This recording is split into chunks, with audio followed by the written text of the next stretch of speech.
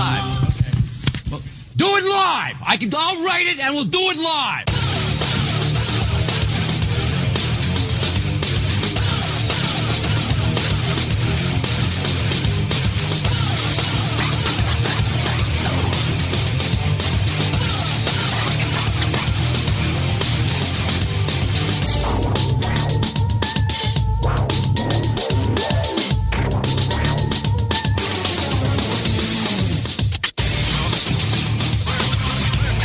All right, good afternoon, and welcome to an on-location version of the Really Big Barbecue Central Show.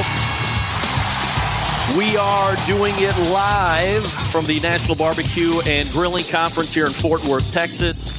Again, don't adjust your studio stations, computer screens, phones, and or otherwise. This is a live version of the Barbecue Central Show. It's a Thursday noon local time here. That's Central, where we are at the River Ranch Stockyards in Fort Worth, Texas, just outside of the city.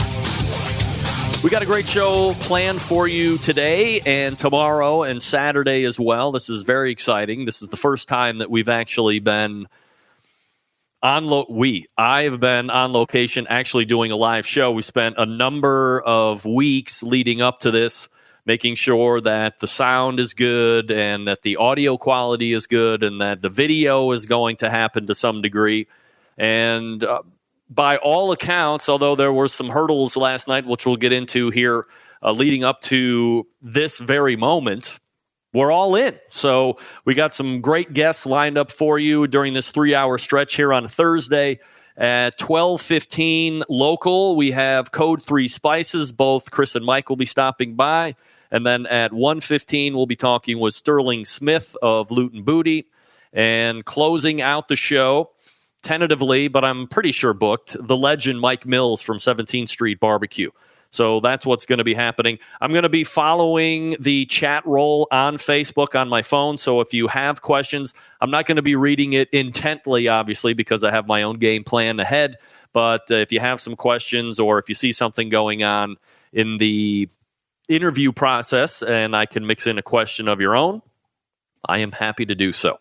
If you want to email me a question, I am happy to take your email and mix it in where I can. Greg at thebbqcentralshow.com is the email address, and I will make sure that I go ahead and mix in those questions best I can.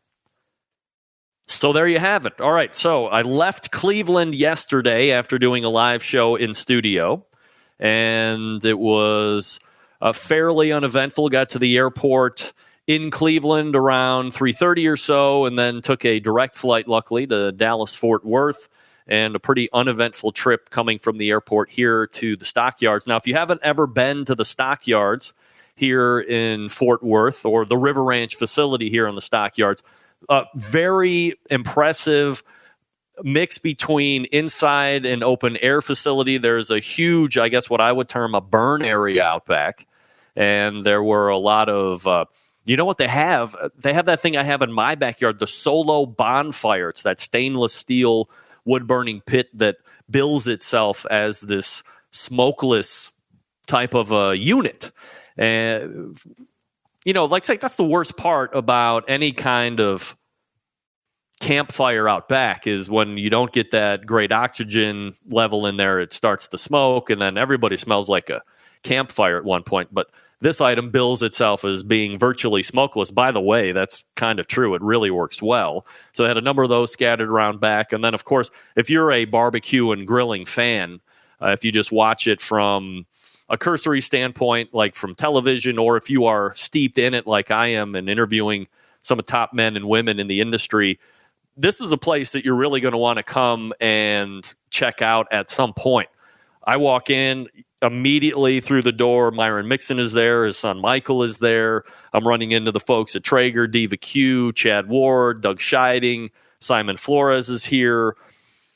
I run into the guys at Grilla Grills. I'm running into Sterling Smith from Loot and Booty, obviously, who will be on here in a couple hours. It is Mike Mills, Amy Mills. It is literally a who's who of barbecue and grilling out here So if you've ever thought about making the trip out, even just from a fanboy standpoint, I can't give you a full recap of what I think of this event because it is really just starting today. A lot of the classes are being started today. A lot of the breakout sections are being started today, and then that runs through tomorrow.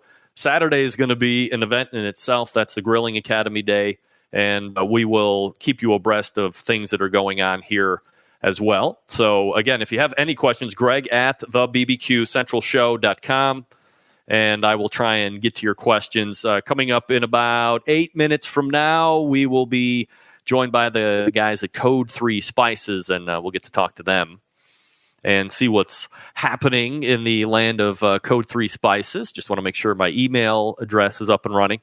So I got into the facility here at River Ranch right around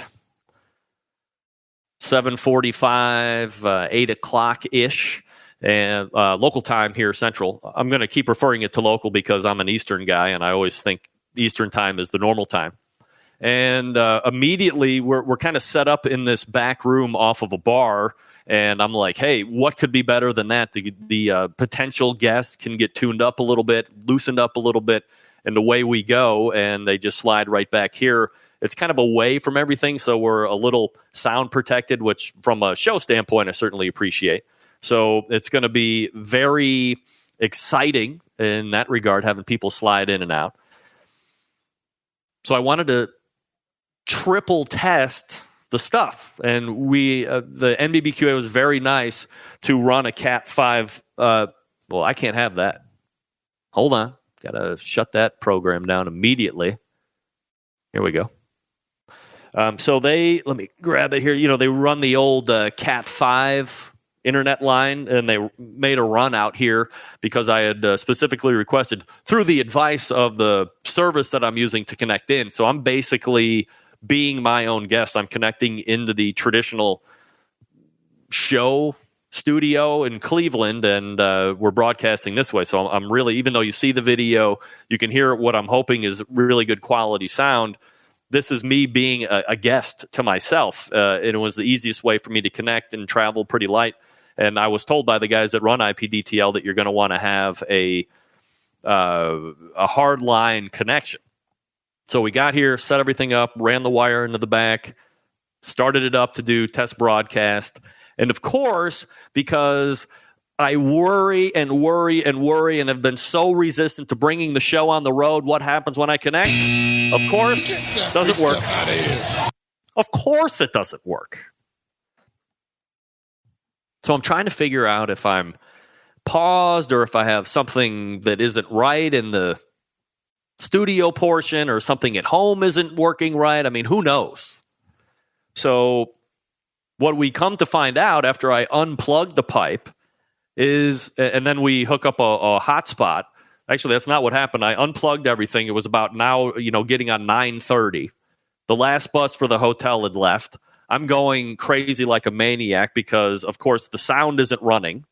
And here, there was a problem with the line. Now, I don't know what the problem is with the Cat 5 line because I get back to the hotel. I set everything back up in the room. Now we're Wi-Fi connected. And everything works, of course. So I immediately know that at least we can pinpoint, the fix is that we can do a Wi-Fi connection. So we get in this morning, double check. It doesn't work again with the wired connection. I test on Wi-Fi again. We're right back up and running, and we get the password, and so we're all set to go. Made a bunch of test connections this morning, and we're really good. At 10:30 this morning, I was part of a panel that talked about barbecue media. There was the the cooking comedian Vic Clevenger, Malcolm Reed from Kill Hogs, and myself talked about the evolution of barbecue media and media types in general. I was obviously on the podcasting side. Malcolm was doing big blog, the written word kind of a thing. And we all talked about why we chose those specific mediums, and we answered a bunch of questions. It was roughly an hour. I don't know if maybe members have access to that particular audio/video. I know a lot of people were shooting some video while that was going on, so very exciting. And had a great time answering questions. and getting people's feedback. Exciting for me to be here in this kind of a situation. There's a lot I've never met in person, and being able to come down here and do live shows for 3 hours a day, very exciting, obviously. But meet people in person that I have had on the show, some multiple times over multiple years, and finally getting to make those connections in person is absolutely invaluable. So I'm very excited about that. And, meeting some of the great legends of barbecue, whether I've had them on this show and I've met them in person or not. And I've met very few people in person because not a lot of people like to get up to Cleveland for some reason. We're changing that very slowly. We're changing that. I mean, for instance, I spent 10 minutes this morning talking with sauce legend Dave Raymond. I mean, who doesn't want to talk to Dave Raymond? Famous Dave, if you don't know that. And then I got to meet Deuce in person. It's going to be a name-dropping scenario, of course. So it's very cool. It's very cool, I got to say. So again, if you have the means or you're thinking about coming just from want to meet people, I would highly suggest it. So, all right, here we go. We're getting ready for that first interview portion, which again will be Code 3 Spices here in a couple minutes. Again, we are here live at the National Barbecue and Grilling Association's 2018 version of I Am Barbecue. It's at the River Ranch Stockyard. So I do want to thank the National Barbecue and Grilling Association, Stuart Meyer, current president Mark Lambert, incoming president Heath Hall from Pork Barrel Barbecue for allowing me the opportunity to set up here and having them give us space here. There's other podcasts that are going to be recording stuff. I'll be the only show doing it live because guess what? I'm the only show that does it live, right? Behind the Smoke, Barbecue War Stories is here. They were already putting it down early and often yesterday. And, of course, Best Barbecue is here as well, Yoni and Stover. So they're going to be recording a bunch of stuff, but I'll be doing it live. So I'm very thankful for NBBQA for letting me come down here and set up and do live shows. And I'm also very thankful for who? AmazingRibs.com. That's right. They have sponsored me down here, putting me up in the finest hotels and paying for all of my private jet and limo accommodations because we all know that Meathead is very rich. So let me tell you that if you have not given or didn't know about that really cool thing that Meathead has to offer over at AmazingRibs.com, it's called the Pitmasters Club. Now, here's the best part of the Pitmasters Club. It's $25, not a month, not a week, a year. You can't find $25 a year. The return on investment is huge. They have a really great, close-knit barbecue and grilling forum. Maybe you think those are a little outdated. I mean, they certainly have their purpose. Just go ahead and throw on a headset. We'll get to you here in a second.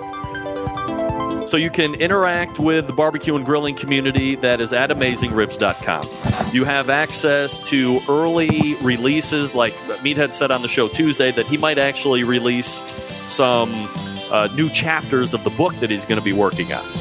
You have access to special deals. They have newsletters.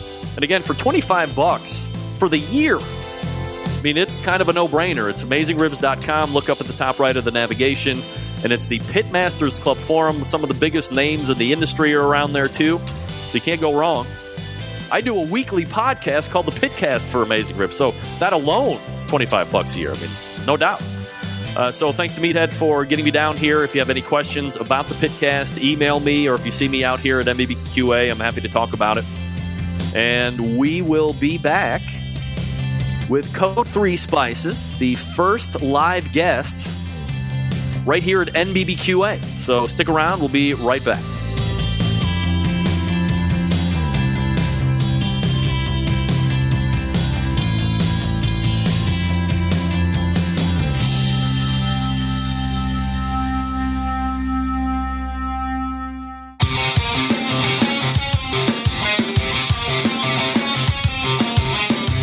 Broadcasting live from the Barbecue Central Show studios in Cleveland, Ohio.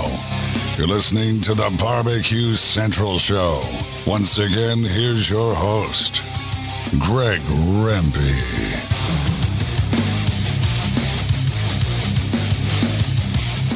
All right, welcome back.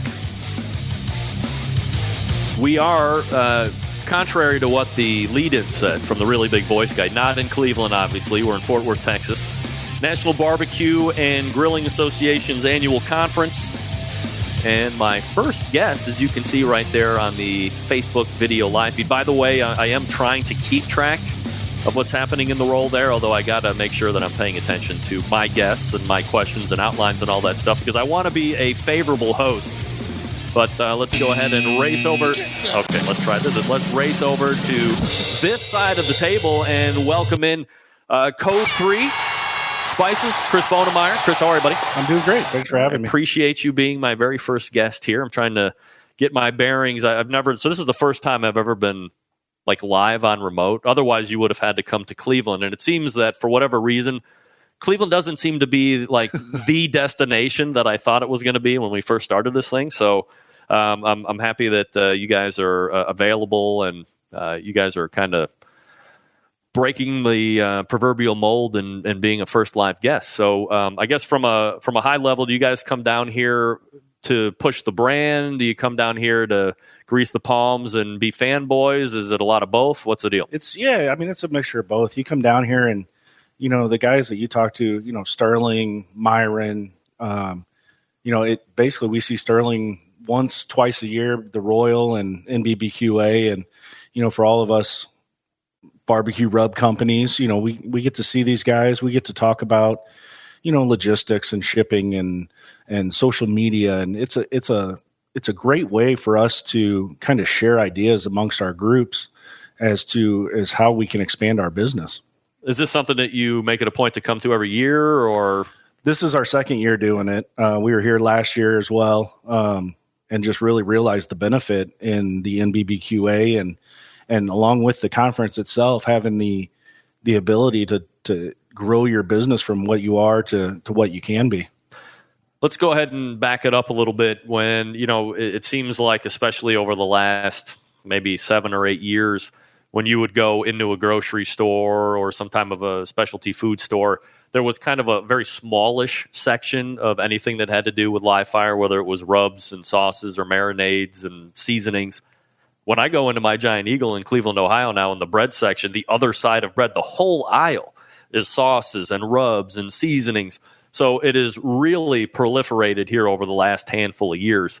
When you guys first got into it, or I guess let's start there, like what was the impetus of getting into the rubs and seasoning business? Launching a rub or a sauce is it's one of the it's a hard journey to take. And we sold to mom and pops and grocery stores, within our local area, and the products really started moving there. And from there, we've kind of expanded. We have stores down here in Texas. We just picked up a distributor in Australia, so we're actually going worldwide now.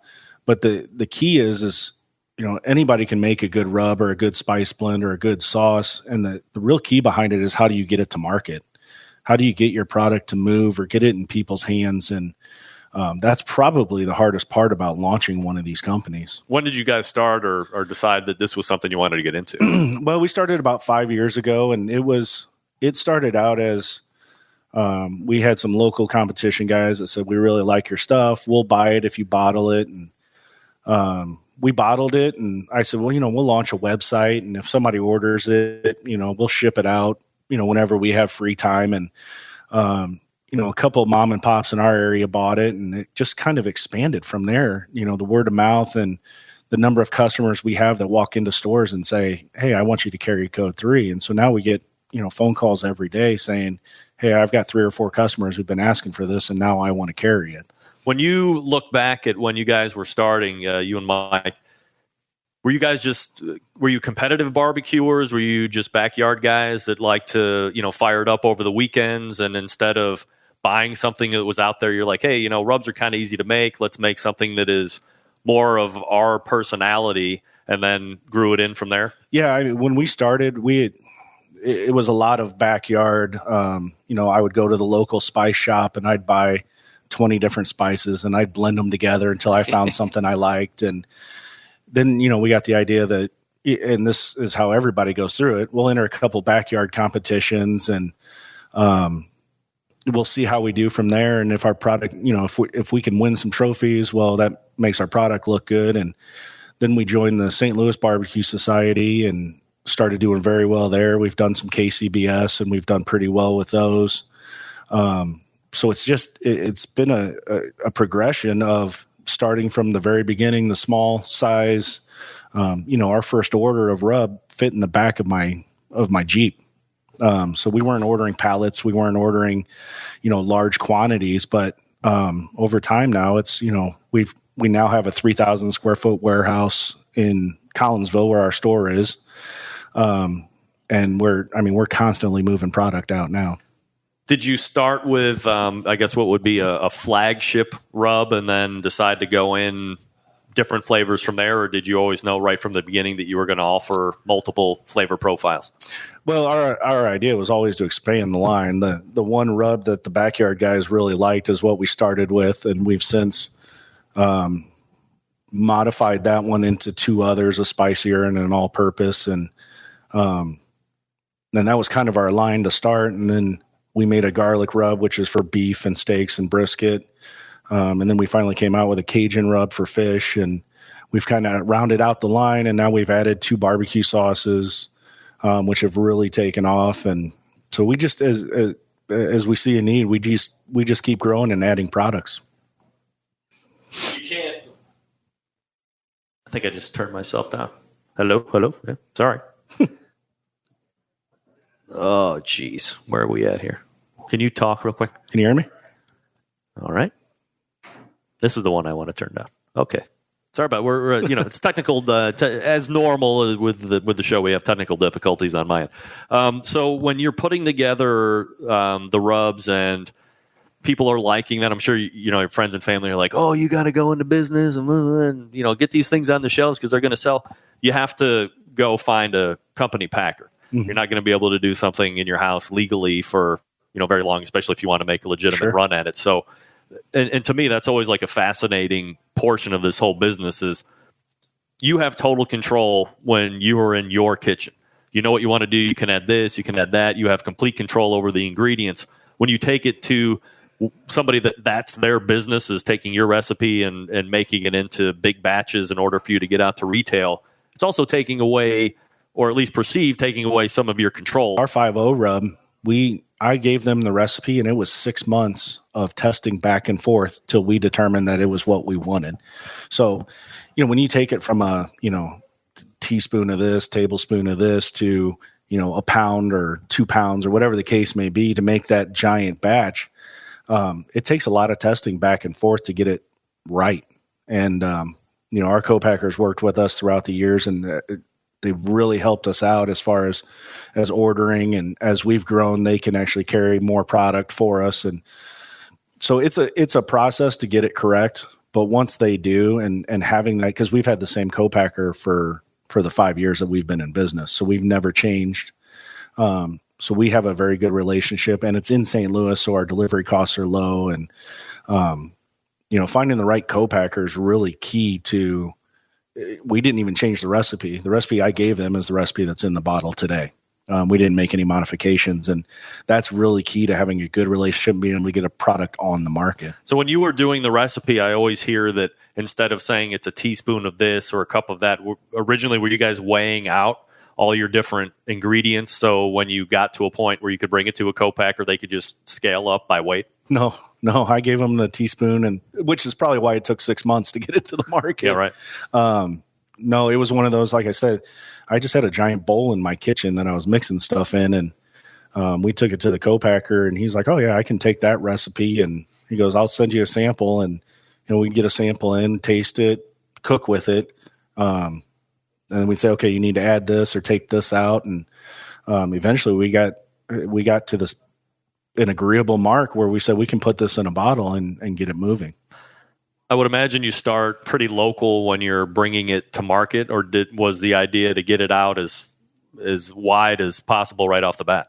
Oh no, if you don't own your backyard, your local market, then you're not going to get out across the country. And like I said, we started with mom and pops, and then Schnucks grocery store in St. Louis picked us up, and once they did it, the other two chains in St. Louis picked us up, and then we have 125 stores in HEB down here in Texas that's picked us up because they all kind of watch each other and see what they do.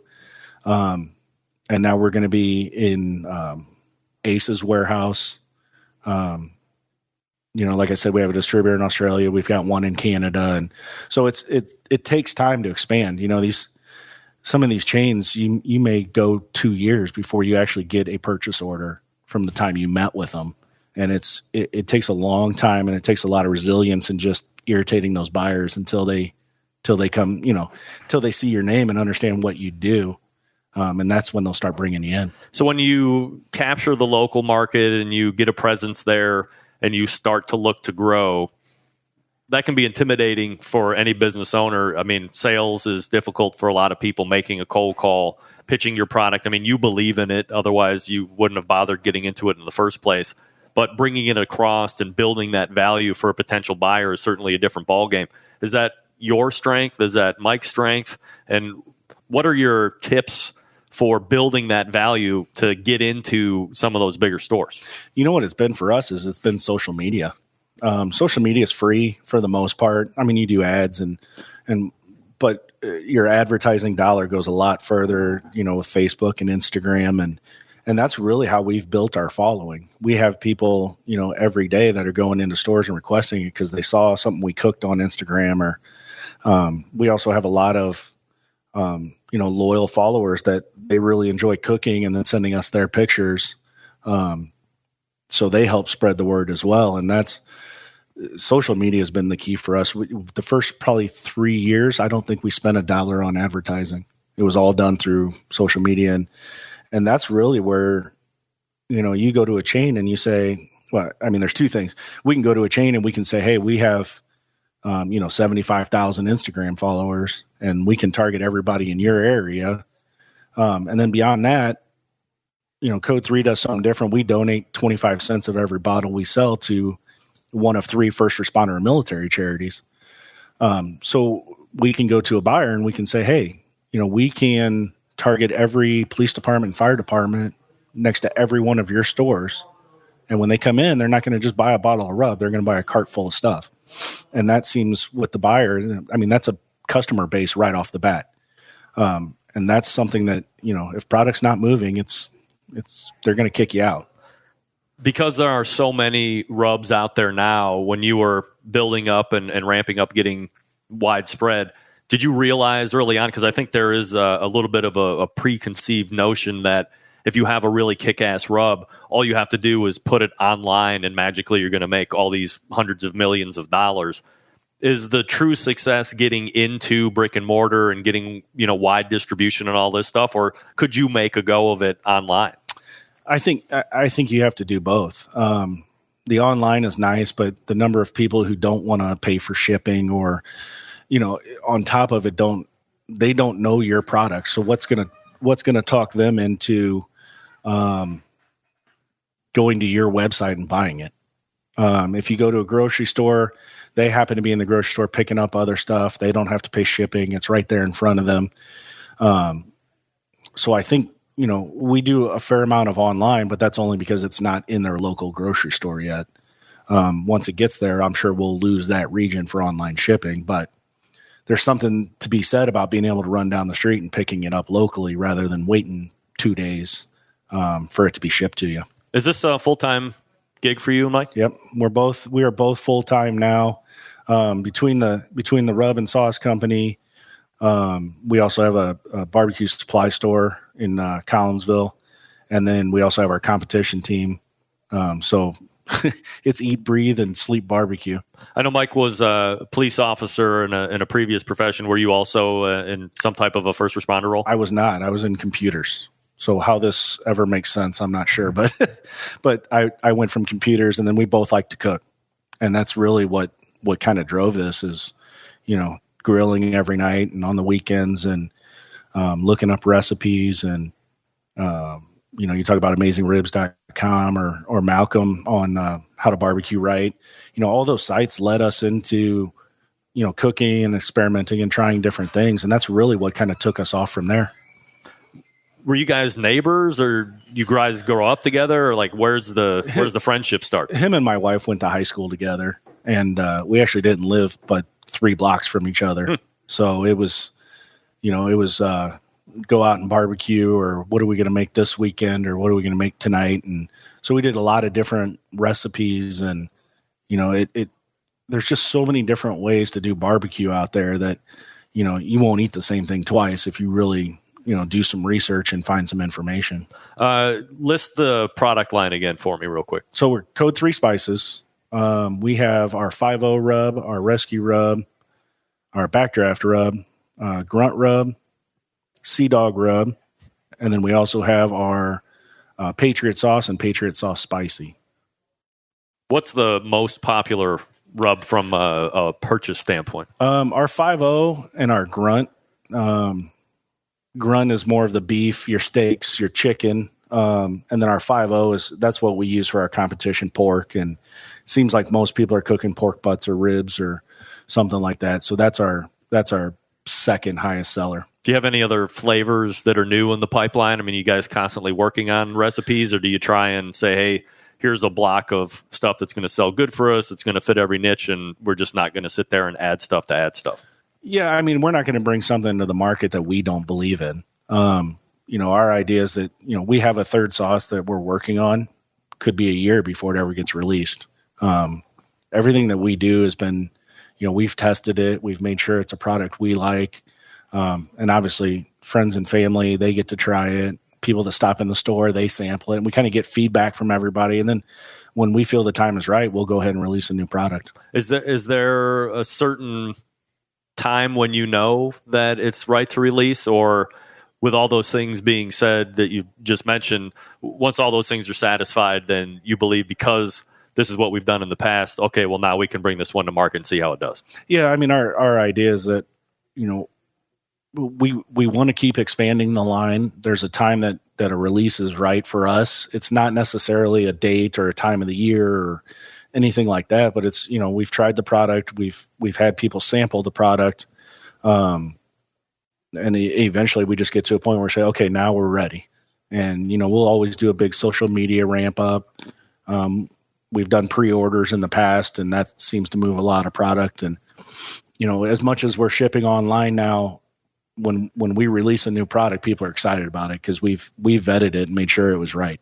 Code3spices.com is the website. We're talking with Chris Bonemeyer here on the show. First guest here at NBBQA, as we're doing it live from 12 to 3, Thursday, Friday, and Saturday this week. Chris, you had mentioned that a big part of your success was social media.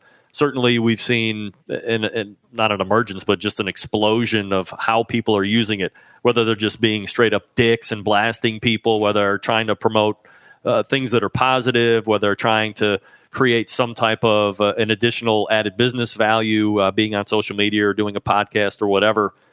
How did you figure out that social media was a way to leverage? And I guess a follow-up question to that would be, what do you think the best practices are from a business standpoint to leverage your product in that social media realm? Well, I think it's two things. I mean, Mike handles all of our social media. I do the logistics, the shipping, the freight, and all that stuff.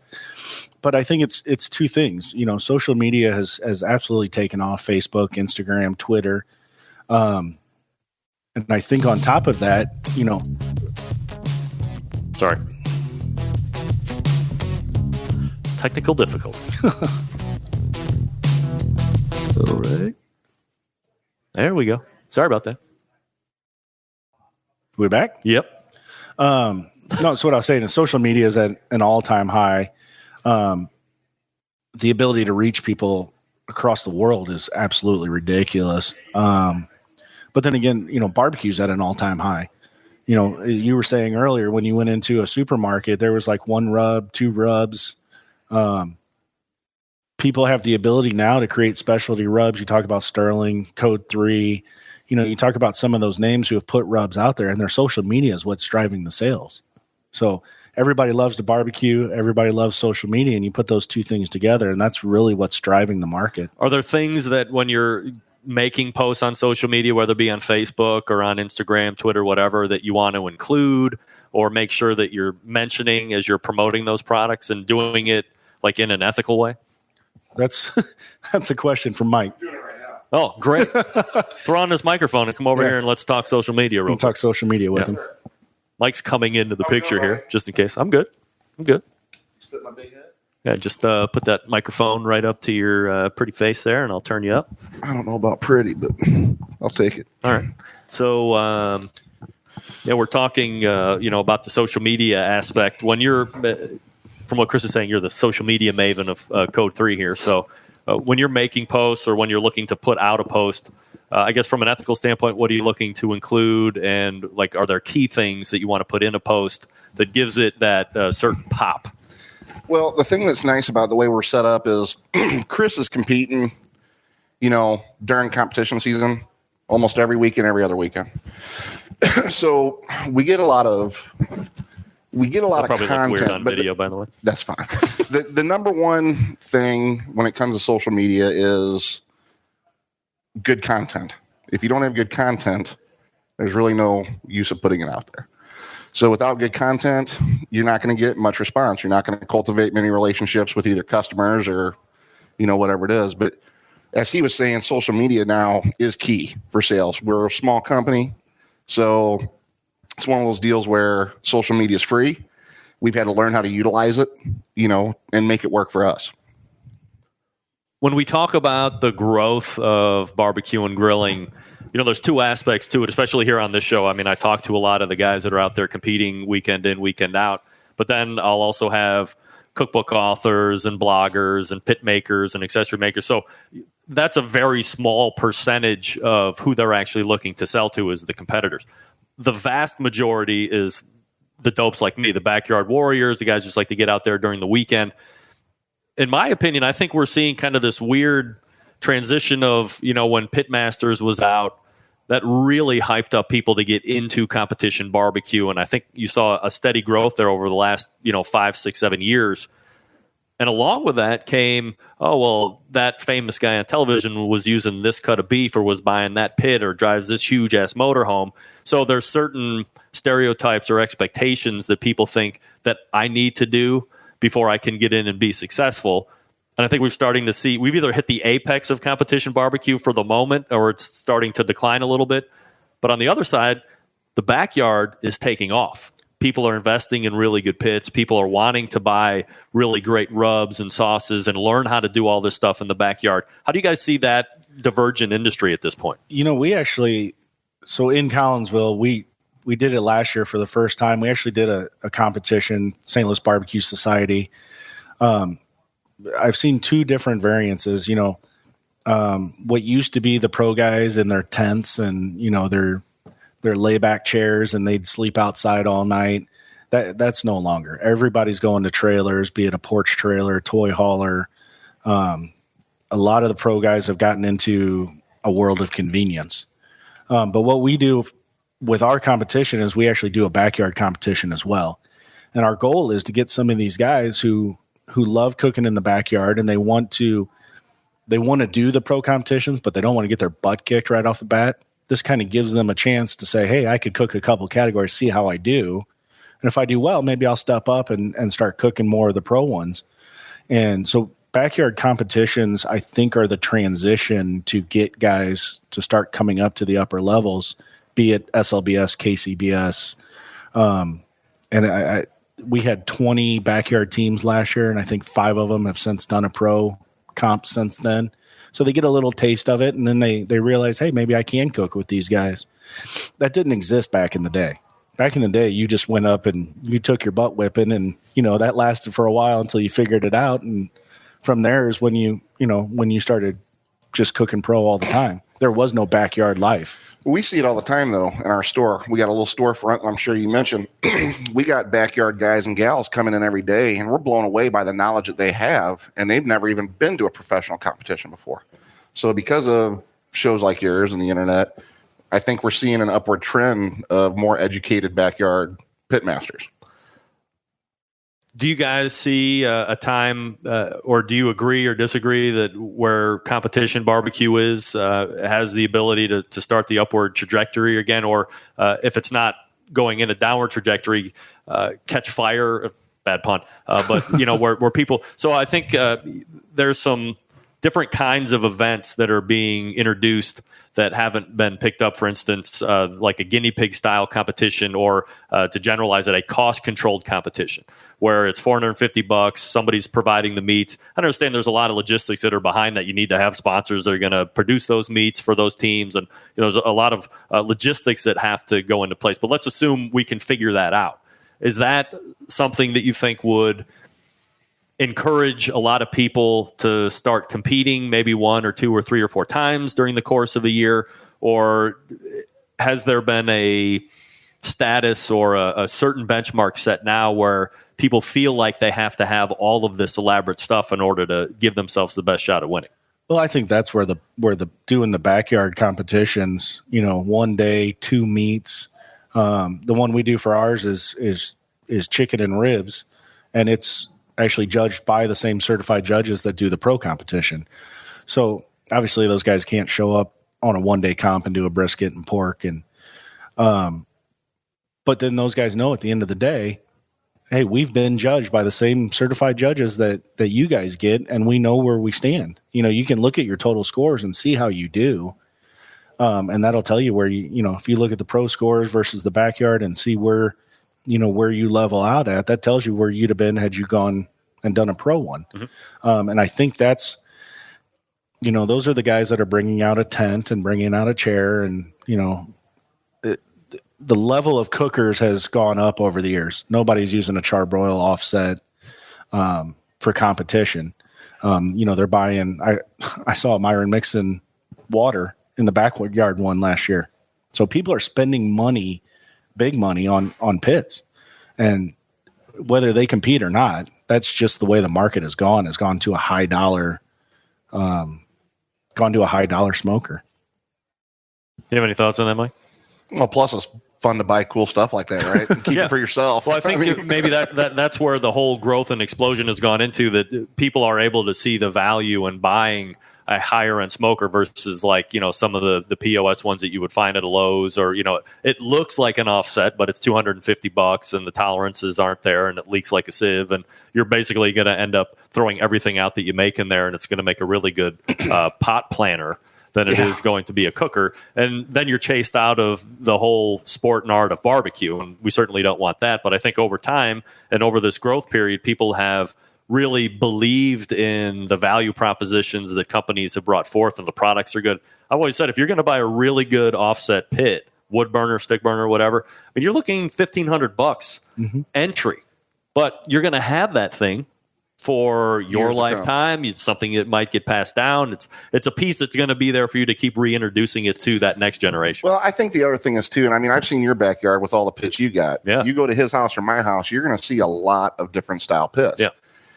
So I think what it ultimately comes down to is the passion for cooking and barbecue has evolved so much with this upbringing, or this uprising of this barbecue popularity, that these backyard guys, they want to cook on something different. They want to master a different style of cooking as well. So I don't think it's just one pit that people are specifically looking for. We got guys and gals that come to the shop every day that they're getting something new every other month, it seems like. And if you look at competition barbecue over the years, it started with stick burners, then it went to gravity fed, then it went to drums, Hunsaker drum smokers, and now it's guys are bringing pellet smokers out there, and it's an ebb and a flow, and it changes every couple of years, and there's something new that comes out and something cool that somebody wants to buy, and that's those people are taking that new smoker, that new brand, and they're moving it out to a competition. What are you most looking forward to, or who are you most looking forward to seeing again or meeting here during the conference time? I mean, it's always nice seeing Myron, seeing Smitty. Dave Raymond's here. Heath Hall is here. I mean, just the names are, you hate to sound like a name dropper, but those are the names of people that are here. And it's, it's great to come out and see these guys every year and get to hang out with them and talk about products and talk about barbecue. And, if that's the worst thing we got to do at a convention for 4 days, I think it'll be all right. Mike, what's on your top of the list? Sort of reiterate what he said. Anytime I could spend time around Dave Raymond, Sweet Baby Ray, he's a very infectious man. He just makes you be a better person when you're around him. So I gravitate towards him. I just got a chance to talk to Malcolm Reed, who I'm a big fan of. Yep. We share a lot in common. Watched you guys. You guys did a great job. Thank you. Just the whole community aspect of this barbecue world is what we thrive for. So, there's not just one person, but it's just a multitude of many. All right, so Code 3 Spices is the website. It's Mike and Chris here, our first guests right off the bat here at the NBBQA. Guys, really appreciate you jumping in. Thanks, Rick. You got it. Let me see if I can do this professionally, as professional as I can. So we're going to reload here. Sterling Smith will be coming in about 20 minutes, and I will regather my bearings here, and we'll be back right after this. You're listening to the Barbecue Central Show, live from the National Barbecue and Grilling Association's annual conference, the NBBQ 2018. Stick around. We'll be right back.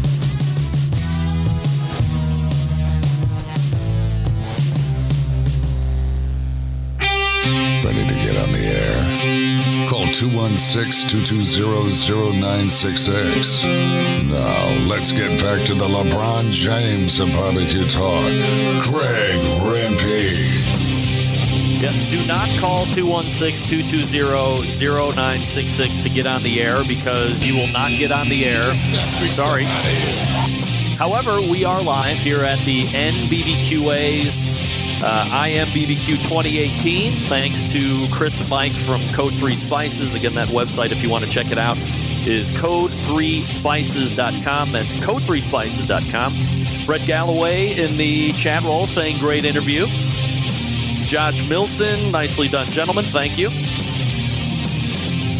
Jason Waters is in as well, so nice little viewing audience. Look, I realize that most normal human beings are doing their jobs between 12 and 3 today, but just in case you might have two monitors or you want to keep up on what's happening, we thought we'd go ahead and do some live stuff here today. So that was the guys from Code 3 Spices. Now I got to back out and get ready for Sterling Smith. Some of the things that I think are very important about Code 3 Spices are the fact that they are doing that donation of 25 cents for every bottle of rub and sauce sold. I meant to ask them if they had any kind of a tally on the total amount, and they have, I think it's 3 or 4 different associations or companies, not companies, but charities that they're donating to, and they're all first responder related. So if you are somebody that, not only likes great rubs and sauces, but you want to get something that might be also giving back into that community. And I think that's really kind of a large part of the barbecue and grilling community in general. There's an overriding thought of, I want to do something good for somebody else as well. And obviously that holds true with the guys at Code 3 Spices. So check them out. Again, their website is code3spices.com. That's code3spices.com. And if you have any feedback, I know Steve Ray was telling me to get the guy first, Chris, to talk a little bit closer into the mic. I gained him up a little bit, but would love your thoughts on where the audio quality is here too, so we can press forward here over the next couple days and hopefully bring you some really good live content. This is being recorded as well, although the first recording got dumped, but I'll be able to piece those together. So this will all be released in podcast as well. So if you're worried that you're not able to watch these live events over the course of the next 3 days, don't worry. They will show up in the podcast feed the next day or later today. Depends on what the schedule is like here for me and some of the other stuff that I'll be getting. If there is somebody that is down here, I would love to interview, or somebody you would like to hear from, and they're down here, please shoot me an email, Greg at thebbqcentralshow.com, and let me know. and I will do my best to do some actual interviews with these people. John Solberg is the producer of the Barbecue Central Show, the best moments of the Barbecue Central Show in 10 minutes or less. John, appreciate you listening and tuning in this afternoon. By the way, we do have a brand new best of show getting ready to be released tomorrow as well. So not only are we down here doing live shows from National Barbecue and Grilling Association's conference, I'll be dropping the new best moments of. So if you are not subscribed to my show, please go to the website, thebbqcentralshow.com, and at the top right, there is a subscribe button. Go ahead and click on that, and then that will bring you to the page that shows you all of these subscription options. And remember, if for whatever reason you're not a smartphone user or lover or subscriber to that kind of technology, you can actually subscribe to the show via email. All you have to do is provide a valid email address, and it will deliver the new show to you right in your inbox. So all of the ways that you could possibly want to consume the show, I have going for you. So there's no excuse that you should miss live shows here from National Barbecue and Grilling Association or the normal Tuesday show or whatever. Now, back to Code 3 Spices. You know, it's interesting to me to have guys get into this kind of a business. Now, I remember the first time that I had Code 3 Spices on the show, and if you're not a historian of the show, I think pretty much everybody that is going to be a guest on here, I've either talked to at one point or has been a guest in recent shows and recent years and stuff like that. But I think they were on 5 years ago, maybe, and they had just started out. They both were working at other jobs, and Code 3 was like the side job or the job that they hope to grow into at some point. And then maybe 5 or 6 months after they were on the show, they made the jump and went full time. So that's very exciting. And now look at them. They're distributing across not only the country, but as Chris said, they have shipments going to different countries. So very successful. And again, if you look through their social media and other people that follow them and post stuff that they've cooked, a lot of fans of their flavor profiles and different rubs. So very exciting stuff. All right. Let me run up. I had a piece that I wanted to share with you guys. That's going to make a noise. I know it. You know, running the show off of one computer has both its advantages and disadvantages, if you can believe it. Scrolling through screens, I was getting a lot of questions saying, "Hey, what are you going to be using to connect in and this and that?" So, I can pull back that curtain just a little bit if you want, which is I have a laptop computer here, which you can see, right here in the live shot. And then I also am, so like I said in the top of the show, I'm kind of my own guest. So I'm using a service called IPDTL, and it's kind of like a digital ISDN. I don't want to get into the weeds with how all this is happening, I guess. But I'm sounding okay-ish, or as close as I can to like being in the studio because I'm connecting through the service, but I'm remoting into the show computer that I have in Cleveland. So I'm having to switch screens. I have 5 screens at home in the home studio that I can look at randomly or as I need. So that's kind of how we're doing the show live here. I don't know if you guys saw this in the news or not. The mother and son who barbecued a relative and made a necklace out of her skull. This happened a while back. I love to make sure that you guys are up with the weirdo barbecue and grilling news. This is according to Odie.com. This happened about 5 or 6 years ago. I don't know if you remember hearing about it, but the daughter and grandson of an 84-year-old woman who apparently died of natural causes were arrested on suspicion of cashing her retirement and Social Security checks after they cremated her body on a makeshift barbecue behind their home in Corning, California. Kathleen Almond, 50, and her son, Tony Ray, not Steve Ray, Tony Ray, told investigators that Ramona Ullman died of natural causes that previous December. They then left her body lying on a bedroom floor for about a week before they cremated her body on the family's barbecue pit in their house.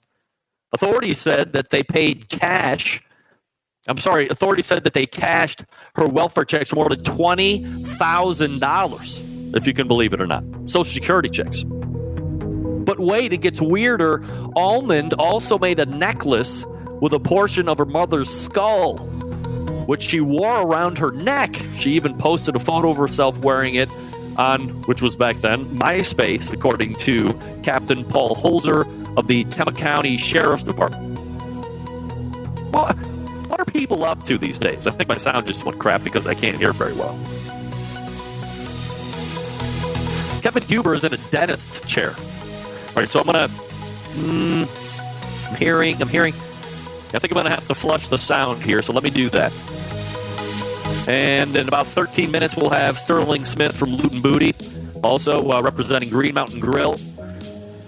I'll clean up the sound here. You are listening and watching the Barbecue Central show right here on the Barbecue Central Networks live from the NBBQA. Stick around. We'll be...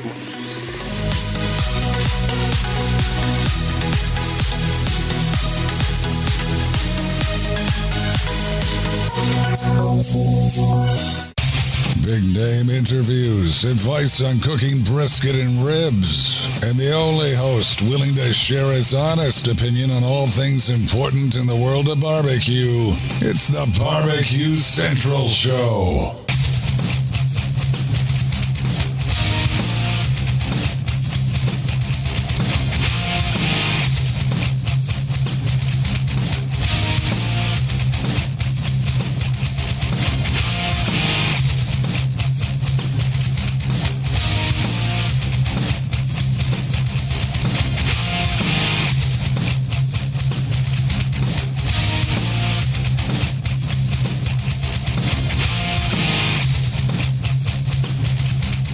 I got a face for radio. You and me both. All right. All right, so Sterling Smith right here, Loot and Booty Barbecue. Welcome in. Happy to have you here. Thank you very much. So Great to be here. what is your thoughts or what's the win for you on a National Barbecue and Grilling Association conference? Is this something that you have attended before in the past? Is this your first one? Like, what's the deal? Definitely. This is my second year. I came last year. It was an amazing experience the first year, and that's why I'm back again. If you are involved in the barbecue community in any sort, if you have a restaurant, a catering company, a barbecue product, a line of rubs, seasonings, if you have anything, this is the spot to be. This is where you're going to get information. This is where you have people that are already doing it that you can get information from. They're going to help you, and that's what's really unique about this conference is everybody's here to help. And we all want to see each other grow and see each other do well and be successful. Could you not be somebody that is selling something into or have a product or service and just be General Joe and Jane and come here and still get some value out of it? Absolutely. 100%. The public can come. They can see all the people in the industry. They can talk to us. We have seminars here, and it's for anybody. It's really helped me out in my business to take it to the next level. But anybody could come to this conference and be a part of it. And, barbecue is about everybody and getting everybody involved. And are you slated to do some type of a talk or a breakout session or anything like that? Yes, on Saturday with Old World Spices, I will be on the Rubs and Sauce panel. So I'll be talking about how I got into the business, my successes and my failures, and, how I've got to the point to where I've gotten to today. All right, so let's back it up a second.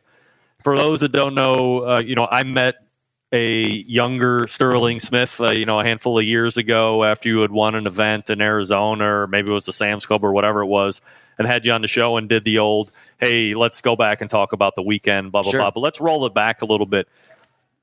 Were you somebody that was always intrigued, inspired, or interested in live fire cooking in general? Is it like something you grew up around, or is it something you got into later? Definitely. It was. I've always loved cooking, and I've been, a competitive person. I played sports growing up, and I come from a big family. I have 4 brothers and 2 sisters, so we all had something to do around the house. Yeah, right. And I gravitated towards the kitchen with my mom, so I was helping her out with cooking, and that's how I kind of. She had the old Betty Crocker cookbook, the red and white gingham one with all the little notes in there, the sticky notes of tweak this and tweak that, and I became interested in cooking through that coming up. But then I really never found barbecue, like competition barbecue, until I worked for UMB Bank. It's United Missouri Bank. They're based out of Kansas City. And I have a degree in finance from Arizona State University. And every year, this bank had an employee barbecue competition on the grounds of the American Royal. And me growing up, liking to cook, I said, yeah, I'll go and represent Arizona. And I expected, some dudes with a propane grill flipping some steaks and burgers. My eyes were just, I saw huge smokers and RVs and people making it a lifestyle almost. Yeah. And I came back to Arizona and I said, I want to do that. I mean, how do I do that? That can be a completely overwhelming experience. I remember listening to Travis Clark the first time I had him on and said, hey, where were you introduced? And he was introduced at the American Royal, right. And I think he had seen Pitmasters or something like that and got inspired, went down, met Johnny Trigg in person, met Rod Gray in person. Crazy. They're very accessible, which is great from a fan standpoint. But when you see what they're doing and what they have, some people can be like, whoa, I could never do that. Or there are other people like you where you're like, hey, I'm all about that. I want to jump in feet first. Exactly. And I think, it's for different levels. And some people do see that. They may be intimidated by the big smokers and the RVs and, the amount of money that's into this competitive sport. It's crazy, the amount of money that people put into it. But there's guys winning with a pop-up tent and a WSM. They are. It's about the time. It's about the love, the attention, the passion you're going to put into it. It's not about a $10,000 smoker or not. It's what you do with that smoker. So after you were inspired and you got back and you said, hey, this is something I want to look into a little bit more. How did you go about finding competition barbecue? Did you focus on sanctioning bodies? And Arizona's, unique in the fact that there are IBCA competitions in Arizona. There are KCBS competitions in Arizona. There was the Arizona BCS, Barbecue Society. BCS, what's his Steve? Was it Steve Ryman or Mike Ryman? Mike Ryman. Yeah, so he was doing his own thing. He runs the Barbecue Championship Series in Arizona, which is a sanctioning body as well. So it reminded me a lot of like where Texas was a couple of years. It was kind of, I don't know, fractured is the right word, but there were a lot of options. Absolutely. To say. So how do you look at it? I want to cook. I don't care if it's a KCBS, IBCA, BCS, man. If it's an unsanctioned comp, I'll go and cook some of those, which I have done because I love cooking and I love the process of it. And win or lose, it doesn't matter to me. I just love the process. The popularity of, and it's anything, right? Before podcasting became more popular, people were just doing it. Before competition barbecue got as popular as it is now, people were doing it in a different way. Right. And it seems that when things become more popular, there is a stigma attached with, well, you can make money doing that. Oh, yeah. You can't get into competition barbecue and the first thought on your head is, I'm going to make some money at this. Absolutely not. When I first got into it, it was a hobby. It was what I liked to do. Yeah. I had a full-time job. I was in banking.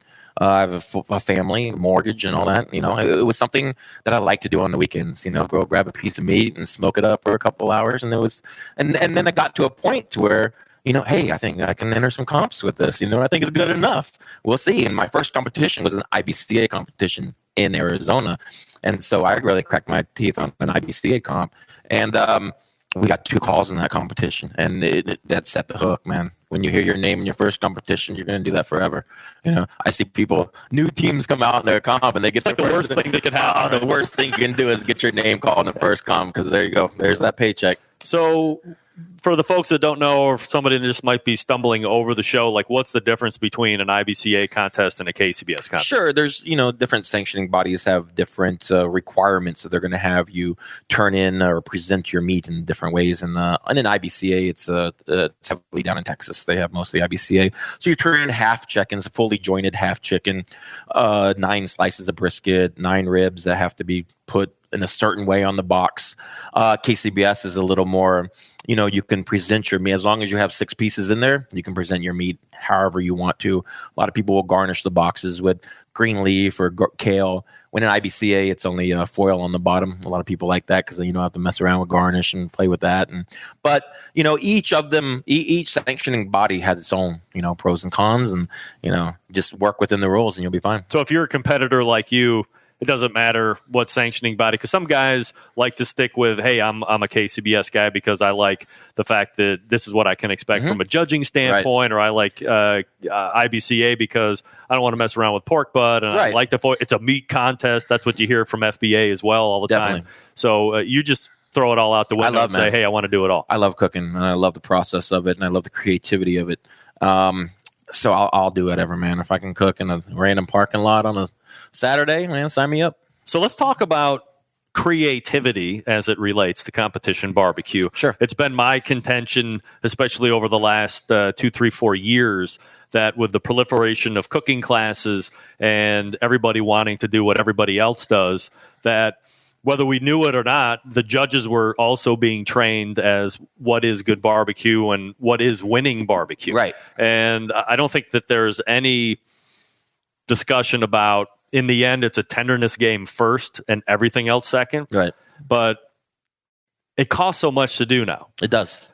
So when you talk about creativity, and I'm getting long-winded and almost losing my thought here, but when we talk about creativity, in this instance, it seems like it's harder to want to stand out and not be penalized. Right. For instance, KCBS is garnish optional, right? But I don't know anybody that has a chance of winning that would leave garnish out because they think they're a badass and this is what's going to set them apart. Right. That judge is going to open the box and go, "Oop, there's no garnish in there," and they'll probably score them down unless it's just friggin' tremendous. What you want to do is cook to the judges. You know, obviously, if the judges have an expectation of what they want to see in that box or what they expect to see in that box, and you want to give it to them. And if it's green leaf or kale on the bottom with 6 chicken thighs, then, you know, a lot of the times then people will give them what they expect. I do like to, you know, throw some different meats out there. The creativity part, I guess, comes into when we're boxing this and presenting it to the judges. There's a million ways you can do a pork box, and I love being creativity or having that creative side of thinking of a new box or laying it out a certain way. The process and the seasonings and the sauces, you know, that's pretty much going to be a standard of what I do in every competition. But I get to be a little creative when I put that in the box and make it stand out or pop a little bit. You know. Do you think that there will be a time, especially on the KCBS side of things, where a cook might be rewarded for going outside of the box? So instead of, I hope so. Yeah. And so instead of a judge going, "Oh, wait, that doesn't taste like I think it should taste," right, we're going to score down. They might go, "Hey, that is standing out," and I might score up. I would love that. I would love to have creativity built into KCBS because, you know, a lot of us are chefs, a lot of us cooks, and we like to play around. We like to experiment with different things. You know, as much as I do love cooking, sometimes competition barbecue can get redundant where I feel like I'm doing the same thing and turning in the same thing. So that's why I like to do IBCA and KCBS and BCS, because I do get to play around with, you know, different ways to present my meat and different ways to cook it, you know. But I would love to see the creativity side. That would be really something that, you know, I think a lot more people would be engaged with, as opposed to doing the same thing, the same 4 meats, putting in 6 chicken thighs, you know, the same thing every time. To me, it gets kind of redundant, and I want something, you know, more. How many events are you typically looking to do in the course of a year? Does it vary depending on what you have going on? Absolutely. It varies a lot. In 2016, I think it was probably my biggest year. I did about 16 comps. I'll probably do about 10 this year. I've been concentrating a lot on barbecue classes. You know, I've gravitated towards classes. I love teaching. You know, I can give you a fish, or I can teach you how to fish. Yep. And I love that part of going to these different areas and teaching people, you know, different ways and techniques of how to cook. And it's GC every weekend when I get to go teach somebody. Yeah. You know, and they enjoy it and they learn something. And, you know, I see people's, you know, the light bulb goes off sometimes. They're like, "Oh man, I never thought of doing it that way." And that's what I love. I love seeing people, you know, getting that ideas and wanting to learn and wanting to make themselves better at anything, you know. Sterling Smith joining me here on the show, Loot and Booty Barbecue. Obviously, also representing Green Mountain Grills here while we're down in Dallas, Fort Worth, and does a lot of stuff on social media, videos, and all that stuff. But we'll get into that here in a second. Have you noticed, just from a general public standpoint, since you are doing that a lot more, it's not just competition cooking class, which you've done before, correct? Oh yeah, I've been doing classes for probably about 5 years. So now you're on the road. You're going to places like up in Cleveland at the Heat Exchange, and you're going to another place down in Canton. You're going someplace in Missouri, wherever you're going to go. Florida, Texas, I'm all over. Dudes just like me and gals. Not just like me, but gals just like gals, yeah, that are interested somewhere they've seen something or they've heard this new interest and revival of live fire cooking, and they are taking an interest in wanting to make it good. So they're attending a class and they're spending $100 or $150. It's not a $1,500 class. No, like not at all. on some competition site. So very affordable. Absolutely. But getting that information, are you surprised that people are taking that much of an interest in trying to learn how to produce that product? I am overwhelmingly surprised that the popularity that these classes have got. When I first got into classes, it was just from some guys in Arizona. Hey, you're doing great, man. You ever thought about teaching? No, not really. But then I got more requests and more and more and more. So I was like, hey, man, I'm going to put on a class. Sold it out, And then I said, hey, that was awesome. I love that. I love people coming together and learning and sharing ideas. And I put on another one. And now I'm probably going to do about 10 classes this year.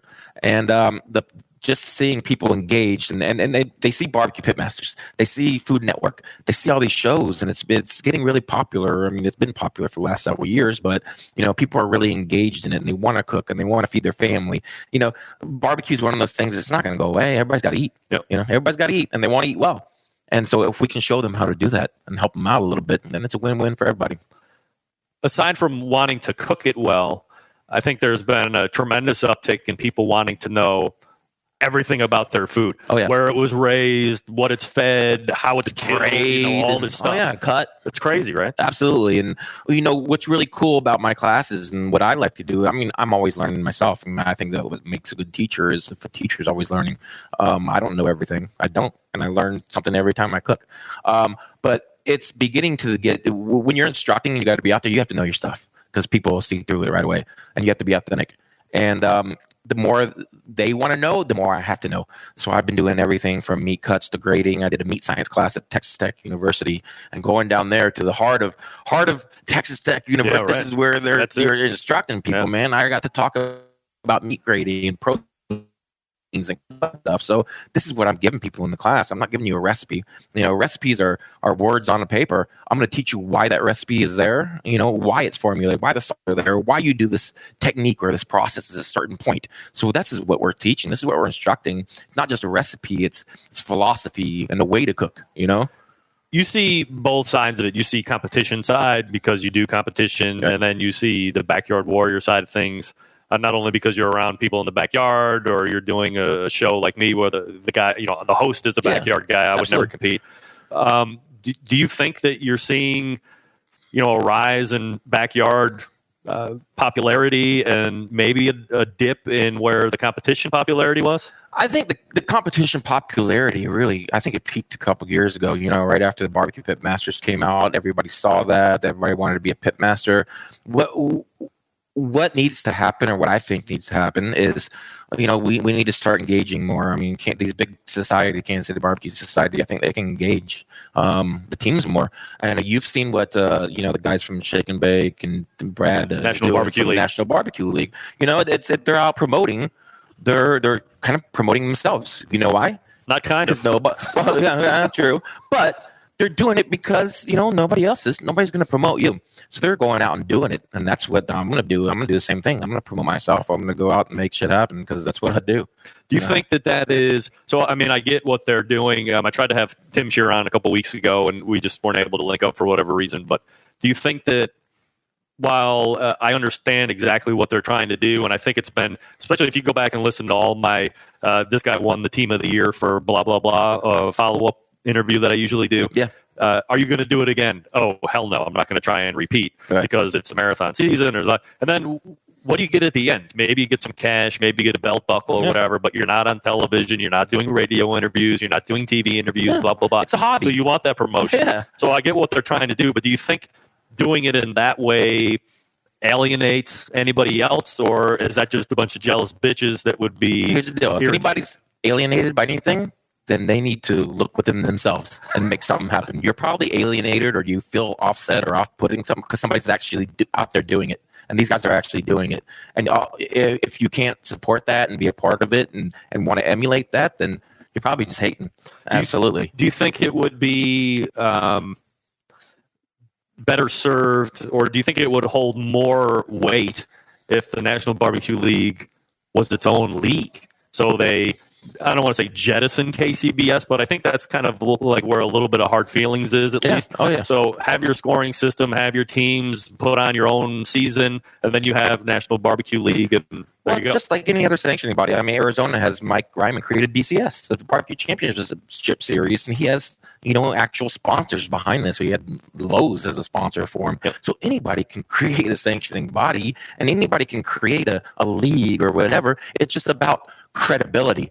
I can go out in my yard and say, hey, come join Sterling Smith Luton Booty Bar. But I have to have credibility, and you want to know that you're going to get paid. You want to know infrastructure's there. You have to know all that. So anybody can go out and do this. You just have to have credibility behind you, and you have to have the infrastructure. So these guys are doing great. Continue to do it. Why not? You need sponsors, whether you're trying to put on a National Barbecue League thing or whatever. Yeah. Is there a way? It seems like, from my perspective, a lot of the same people are getting hit up for sponsorships. Oh, yeah. And at some point, that well is going to dry up, or they're going to become a little disenfranchised. Like, hey, why are we the people?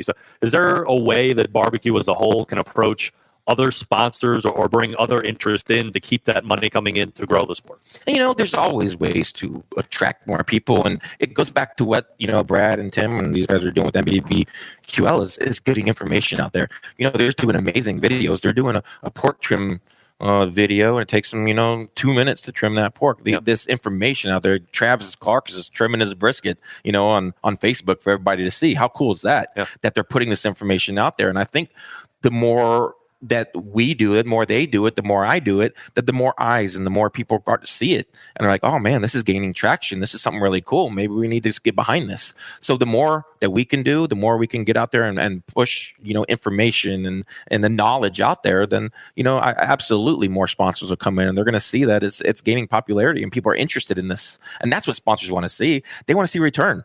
They're not going to throw money at you.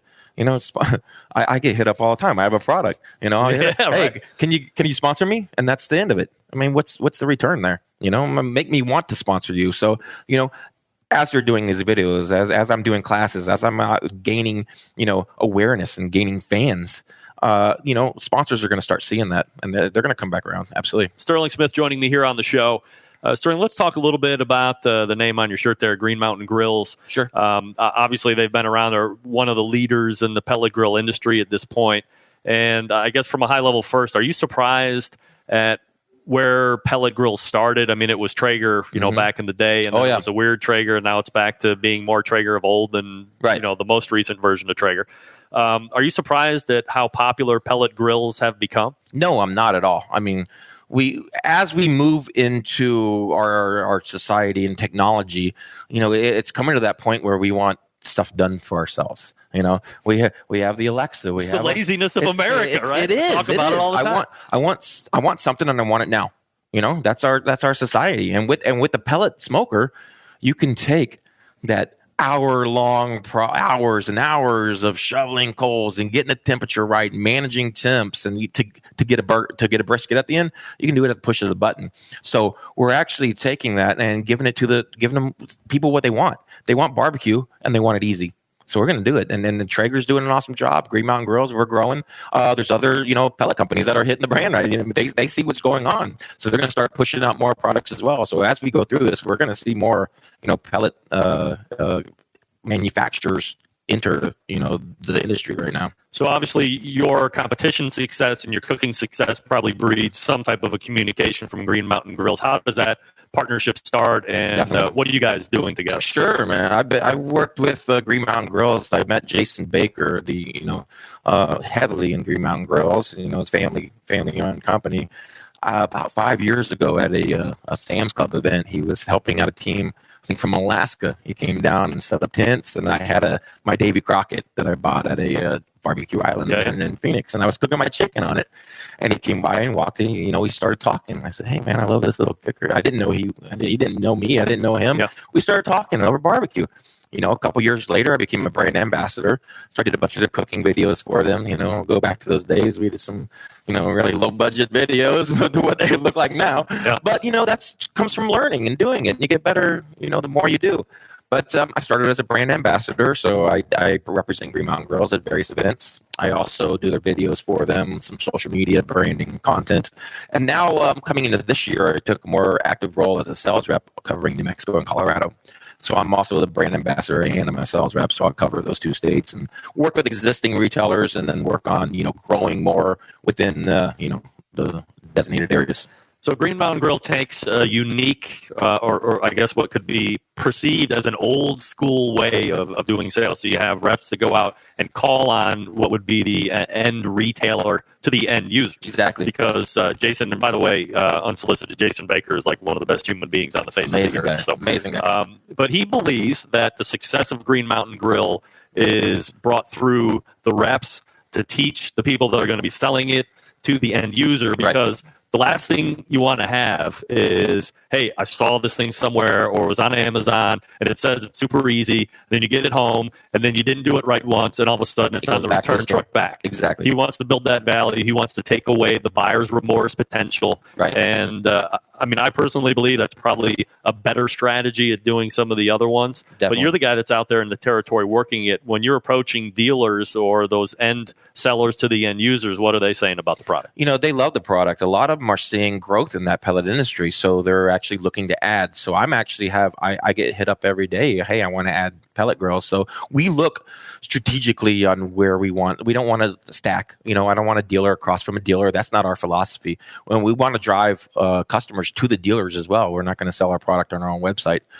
So we're not going to compete against our dealers. So we're actually going out there. And what I'm seeing is when I'm going out to these retailers, I'm teaching them about the product and I'm showing them. And it's an amazing process when you start teaching instead of just selling. Let's teach, let's educate. And then they're going to teach and educate their customers as well. So it goes down from there, but it starts with the manufacturer and it starts with us on educating our retailer so they can educate the end customer. Do you have any idea how many dealers there are right now across the country? Across the country? Oh man.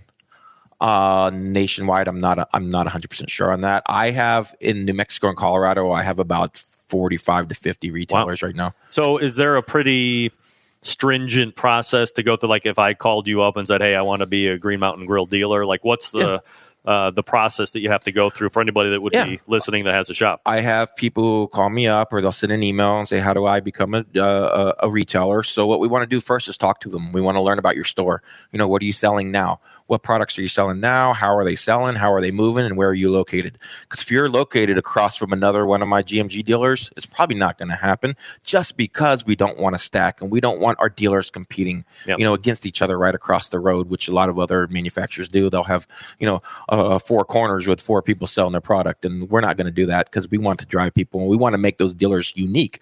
So they are the ones, the educated ones. So we're going to vet the dealer. We're going to ask them questions about their business. We're going to make sure they're in an awesome area, and then we're going to work with them to grow. We just don't want you to put in an application. Okay, go sell some grills. Good luck. No, I want to. In my states, I want to hold your hand. I want to help you. Yeah. Because the more you do and the better you do, then the better I'm going to do, and we're going to do as a company. So I'm really there to educate and vet kind of who we're going to add on as a dealer, because we're just not going to add anybody. We want specific, retailers in certain areas. I would have to imagine that you bring an extra special value if you're in your territory. You can say, hey, not only do we want to put grills in here and help you become a dealer, by the way, I'm pretty good at friggin' cooking and we can do classes. So that's going to drive more people into the stores as well. Absolutely.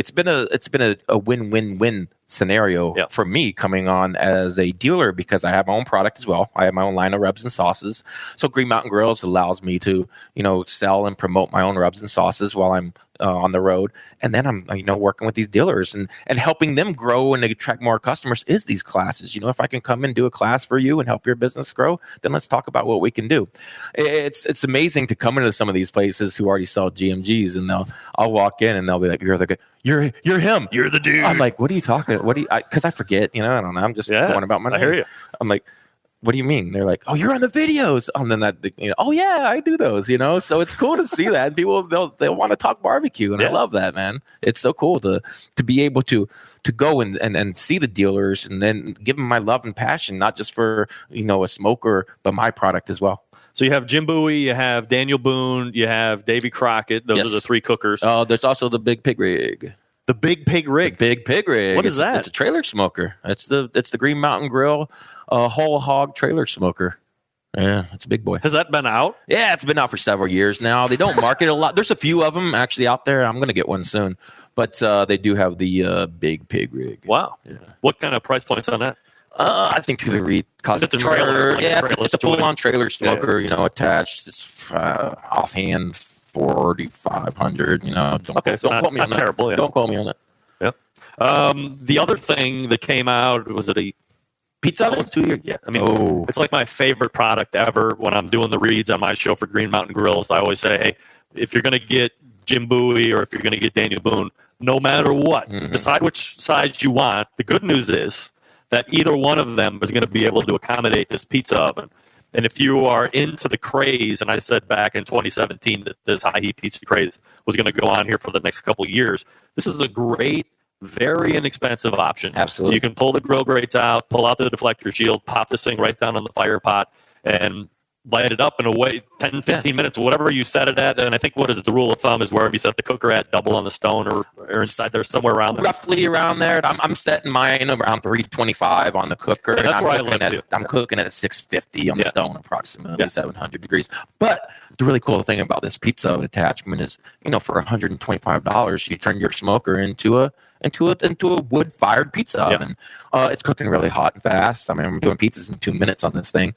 You can also take the pizza stone out. I put grill grates on that thing and have seared steaks at 1,000 degrees. Yeah, it's and once you start taking things apart and learning heat and everything, you can play with that thing a lot. So like aluminum foil I put first. Aluminum foil, put the grill grates on, and you get a really, really high heat sear on that pizza oven. So will you go like reverse sear on that and then stick it into the Green Mountain Grill? I'll smoke that steak until it's about 130 internal, and then pull it out, crank it up really high, and then getting my sear at the end. So from a pizza standpoint, and a lot of people are getting into it now. We have pizza parties, fairly regularly at my house, and it's really fun because, as you said, they take a couple minutes. Yeah. You can crank out a decent sized pie. This will accommodate, a full size pie depending on how you make it.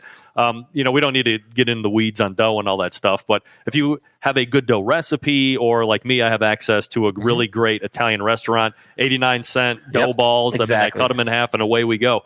Do you have tips on making a good high heat pizza or strategies to give yourself the best success? Definitely. We've actually, me and a local chef in Phoenix, he's an Italian chef, a classically Michelin 4-star trained chef. We actually did a video on the pizza oven attachment, and we did some pizzas. So obviously we want to use the 00 flour, which is a finer grain. So it's going to be milled more. It's going to be more powdery. So I always use that because the glutens are going to hold together better. I add yeast and water, pretty much those three things. Yeah. I do like getting the preformed one at the grocery store these days. The same people that are buying a Green Mountain Grill for the push button are the same people that's going to buy a dough that's already done, I use those all the time and just portion them out. You want to make sure that the dough is room temperature. It's going to be more pliable so you can work with it more. And then you don't want to make it too wet. Once you start, these pizzas are cooking for 2 minutes. So I don't put any raw meat on. If I want to do meat, I do it pre-cooked and then just put it on top. So you want to make sure your meat's cooked. I'm turning every minute or so. I'm going to take that pizza and give it just like a little 90-degree turn, just because I want even cooking and everything. And I do that in competition barbecue as well. Maybe I'm a little bit over obsessive about the way things look, but you eat with your eyes first. So, I'm constantly watching it, but 2 minutes later, you got a perfect pizza. And just like anything with cooking, keep an eye on it, Do you recommend that people ramp up into that, if it's 450 degrees on the cooker, you're going to be in that 900? I mean, a lot of people talk about wanting to get that 1,000-degree oven. Right. I've found, just from my personal experience, it can get out of hand really quick, and you can never bring it back. It's like overcooking a steak, right? Definitely. I found in that 615, 625 range is the best for me because I have a little bit more control over it. I might have to wait an extra minute or a minute and a half, but I think I have that to spare. What's a minute? I think you're okay. When you're cooking a pizza in 2.5 minutes, what's a minute? But absolutely, definitely watch your heat. Like you said, if you're around 325 on the cooker, you're going to be around 650 on that stone because it's going to radiate heat. So a lot of people at the beginning were cranking this thing up to 600, 500 degrees. The max it'll go, and that stone was burning everything.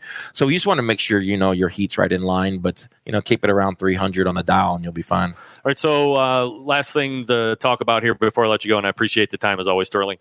You'd mentioned the rubs and sauces. The guys from Cove 3 were just in before you, obviously another rub and sauce company. Absolutely. Great guys. The first thing I said to them was, look, I mean, 7 or 8 years ago, you could walk down an aisle in your grocery store and you had a very small select number of rubs, sauces, spices, blah, blah, blah. Right. Now, when I go to Giant Eagle in Cleveland, like there's a whole aisle. There's a million full. of them, right? Yeah. I mean, so to me, that's like potential market saturation. There could be some white noise. And as somebody that's going to jump into it, I mean, your eyes are wide open. You know that there's a lot of options out there right now. Absolutely. How do you bring something to market and get above adding more noise? How do you separate yourself? You know, that's why I'm here. You know, that's why I'm at NBBQA. Right. So I can learn from people who've done it. You know, these guys are out there. But what does Sweet Baby Ray know about sauce? I mean, come on. Actually, Dave was emailing me a couple months ago back and forth. We had different questions, but how cool is that I got Dave from Sweet Baby Ray's emailing me some like tips and suggestions on ways to grow my business. That's invaluable to me. So I think that what I have to do is I have to bring authenticity to it. It's got to be legit. You know, this is legit rubs and sauce. It's winning. It's wins all over, and I have to let people know that. Because they don't know. Nobody knows me. Nobody knows my sauce and my rub. I'm going doing classes in all these countries, and what I'm doing is planting seeds in all these different states everywhere. I'm bringing my product to them. I'm letting them taste it. That's how I'm going to have my product stand out. Initially, when you look at a wall, I mean, you're kind of overwhelmed. So I think initially you have to have a logo. Something's got to stand out. Something's got to say, man, that looks pretty cool. I'm going to buy that. You know, if you got a lot of stuff going on, you know, people don't have time to look at all that. They want something that's going to stand out. And usually when they go to buy a rub or a sauce, they're going to cook. They already know what they're cooking. I'm cooking ribs. Okay, let me see is there a rib rub? Something that says rib, you know, that's going to stand out. So, you know, even putting on it, what it is, what's this rub going to do? So it's got to stand out. And then after that, it's got to be good. You know, they can buy anything and anybody can get on a shelf. But if you don't sell and you don't have repeat sales, then you're going nowhere. So it's got to be good. It's got to stand out. It's got to be good. And then you have to build the brand. You have to build customers, you know? So that's what we do in social media and classes and all this is building customers. Right. We're building fans. So let's talk about recipe and development. When you first, I mean, obviously you realize you got something that you want to bring to market, but right. Does it take a certain amount of time for you to realize, hey, okay, I'm making this at home. I think I got it dialed in, and now it's time to contact the co-packer and really make it legitimate? Absolutely. And I got lucky in a way where I was doing that. I was batching small. I had some commercial rubs, and I was adding this, move this here, and, you know, add a little bit of this into this to make it my, I guess, uniqueness to it. Yep. But I got lucky by going to the American Royal in 2014. And that year, Old World Spices had the rub program where if you placed, you know, high in each category, you can have an opportunity to have your rub featured in this American Royal Championship line. Right. Man, that year in 2014, I took first in chicken in the open or the invitational, 7th in ribs, 2nd in pork, 19th in brisket, and reserve grand champion in the open. So Old World Spices contacted me right after that and said, hey, you know, I opted in to be in that program, and they contacted me. So you did awesome. Hey man, let's talk about this rub. And I said, perfect. You know, I have something I'm developing right now, but I got lucky in that sense where I did well enough to where they contacted me to say, hey, let's start developing something and get a rub out there. And man, I took it and ran with it. You know, how long does it take from that communication to having something that goes out on the shelf? It was a year. It was easily really? A year. Yeah, it was easily a year. Oh, wow. Yeah, you know, I was formed because they wanted my recipe, obviously. We signed non-disclosures and all that. But when you're going from, you know, making it in a bowl in your home to, you know, 500-pound batches, you know, things are going to be off. So I was testing. They would send me batches. I would test it. We'd try it on food. And then, maybe I need more of this, more of that due to my flavor. So it's probably about a year. And then with packing, with labels, with the whole thing, it takes time. So from that time to when I had my first bottle was probably about a year. I remember talking to Matt Barber from Hot Wachulas. You know, his business is co-packing, barbecue sauce, stuff like that. And one of the things that he told me was, you know, if you ever think that you're going to get into the rub business or the sauce business, however you can, don't do a teaspoon of this and a cup of this. Weight. Do it by weight. So when you have weight at home, if you decide you want to take that next step and go to the company pack, well, you can send them the weights and they can scale exactly. They can scale it up. Did you do that? Or not at the beginning. I had no clue. I had no clue, dude. No, I didn't do weight. I just did a tablespoon of this. How much of this in there? I don't know. a heaping tablespoon. That doesn't work. When you're going to specific and consistency, obviously, you want consistency. Right. So, going from your house and mixing in a bowl to a manufacturing facility, you have to have those weights, you have to have sciences, because it got to be consistent. It has to be the same product every time. Do they talk to you about price point and where you want to do that? Mm-hmm. Like, is that contentious at all, or do you just kind of take their word as you have the experience and we'll start there? Pretty much. I kind of took it. I reached out to several co-packers. I had about 2 or 3 that I was talking to because I wanted to make sure, I wasn't, I wanted to make sure I was getting the right price. And it was all online, and working with Old World Spices for the last several years, they've been a part of my business. I want people in that's part of my business is going to help me grow as well. So they've been family. They've been great. They've been distributing for me. They've been getting out and presenting my product to new retailers. So, as much as I can go out and help them help me, it's going to help all of us. Right. And me going out and doing these classes and doing interviews or being here, it's putting a spotlight on me and my products. And I'm going to do that till I die. Where can you get the products right now? Oh, right now it's sold nationally at Bass Pro Shops, Sportsman's Warehouse. I picked up Barbecues Galore, which has 23 locations recently. Really?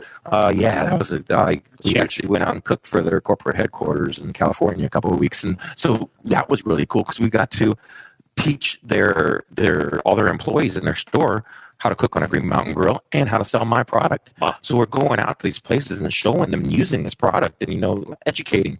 But so Barbecues Galore, a mom and pops across the country. I'm working on a couple more big box things right now. Ace Hardware.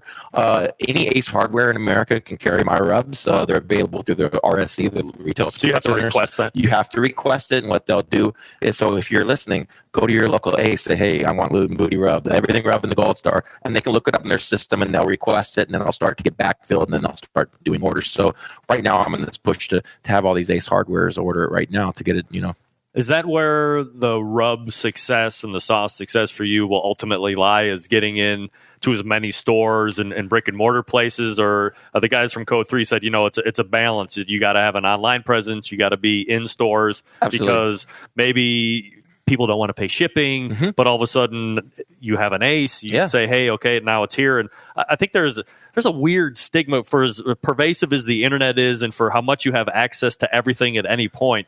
People still get hung up on shipping for some reason. Well, I have a website and I ship from my website. So I have inventory, which I distribute locally in Phoenix. I do all the distributing. I also have my website. And since I have product, I might as well have a website. And I charge a flat fee, $9.99 shipping. And so some people will come on my website and order 1 bottle of rub for $10.99 and pay $9.99 shipping. They will, and I'll gladly send it to you. But I have both the local distributorship, the website. I have national distributor. So it is about the more eyes on you, the more people know your product, the more likely to buy. From a competition standpoint, what do you have on the docket here coming up? Oh, man, Sholo barbecue competition the beginning of May. I signed up for that. The end of May is Boulder City. It's a big one in Boulder City, Nevada. They've had that competition for about, I think, 10 years now. It's a great competition. Those two are on the rise in May. April is full of classes. I'm going to be scheduling more classes. Intermingled with competitions here and there just because I love it. I love the competition side, win or lose, but these classes are really what I'm gravitating towards and kind of pushing more, And this is a full-time job for you. You're not the finance guy anymore. No, right? 2 years. It's been about 2 years. I quit my banking job to, I told myself I can put 50% in this banking job and 50% in this barbecue. I can do 100% of something, and banking lost. That's awesome. Yeah. And so it's on me to push it and to drive it. It's now it's 100% me. Yeah, this right. is it. I have a mortgage. Now I got you're a wife. invested. I got kids. Oh my God, you don't even know. Yeah. So if I want it to grow and if I want it to do something, then I have to go do it, make it happen. But people will reach out to me about, I have this rub. How do I get out there? Ask. Go to your local grocery store. I don't care. Anybody who sells a rub, ask. Yep. Tell them. Give it to them. Try it. Cook with it, and ask. Keep asking until they tell you not to. And you'll get places. If you never ask, it's always a no. That's right. It's always a no. What's the website in case people want to check it out? It is loot and booty, BOOTY, All right, booty.com. It's Sterling Smith. Again, the website, lootandbootybbq.com. Check out his rubs and sauces.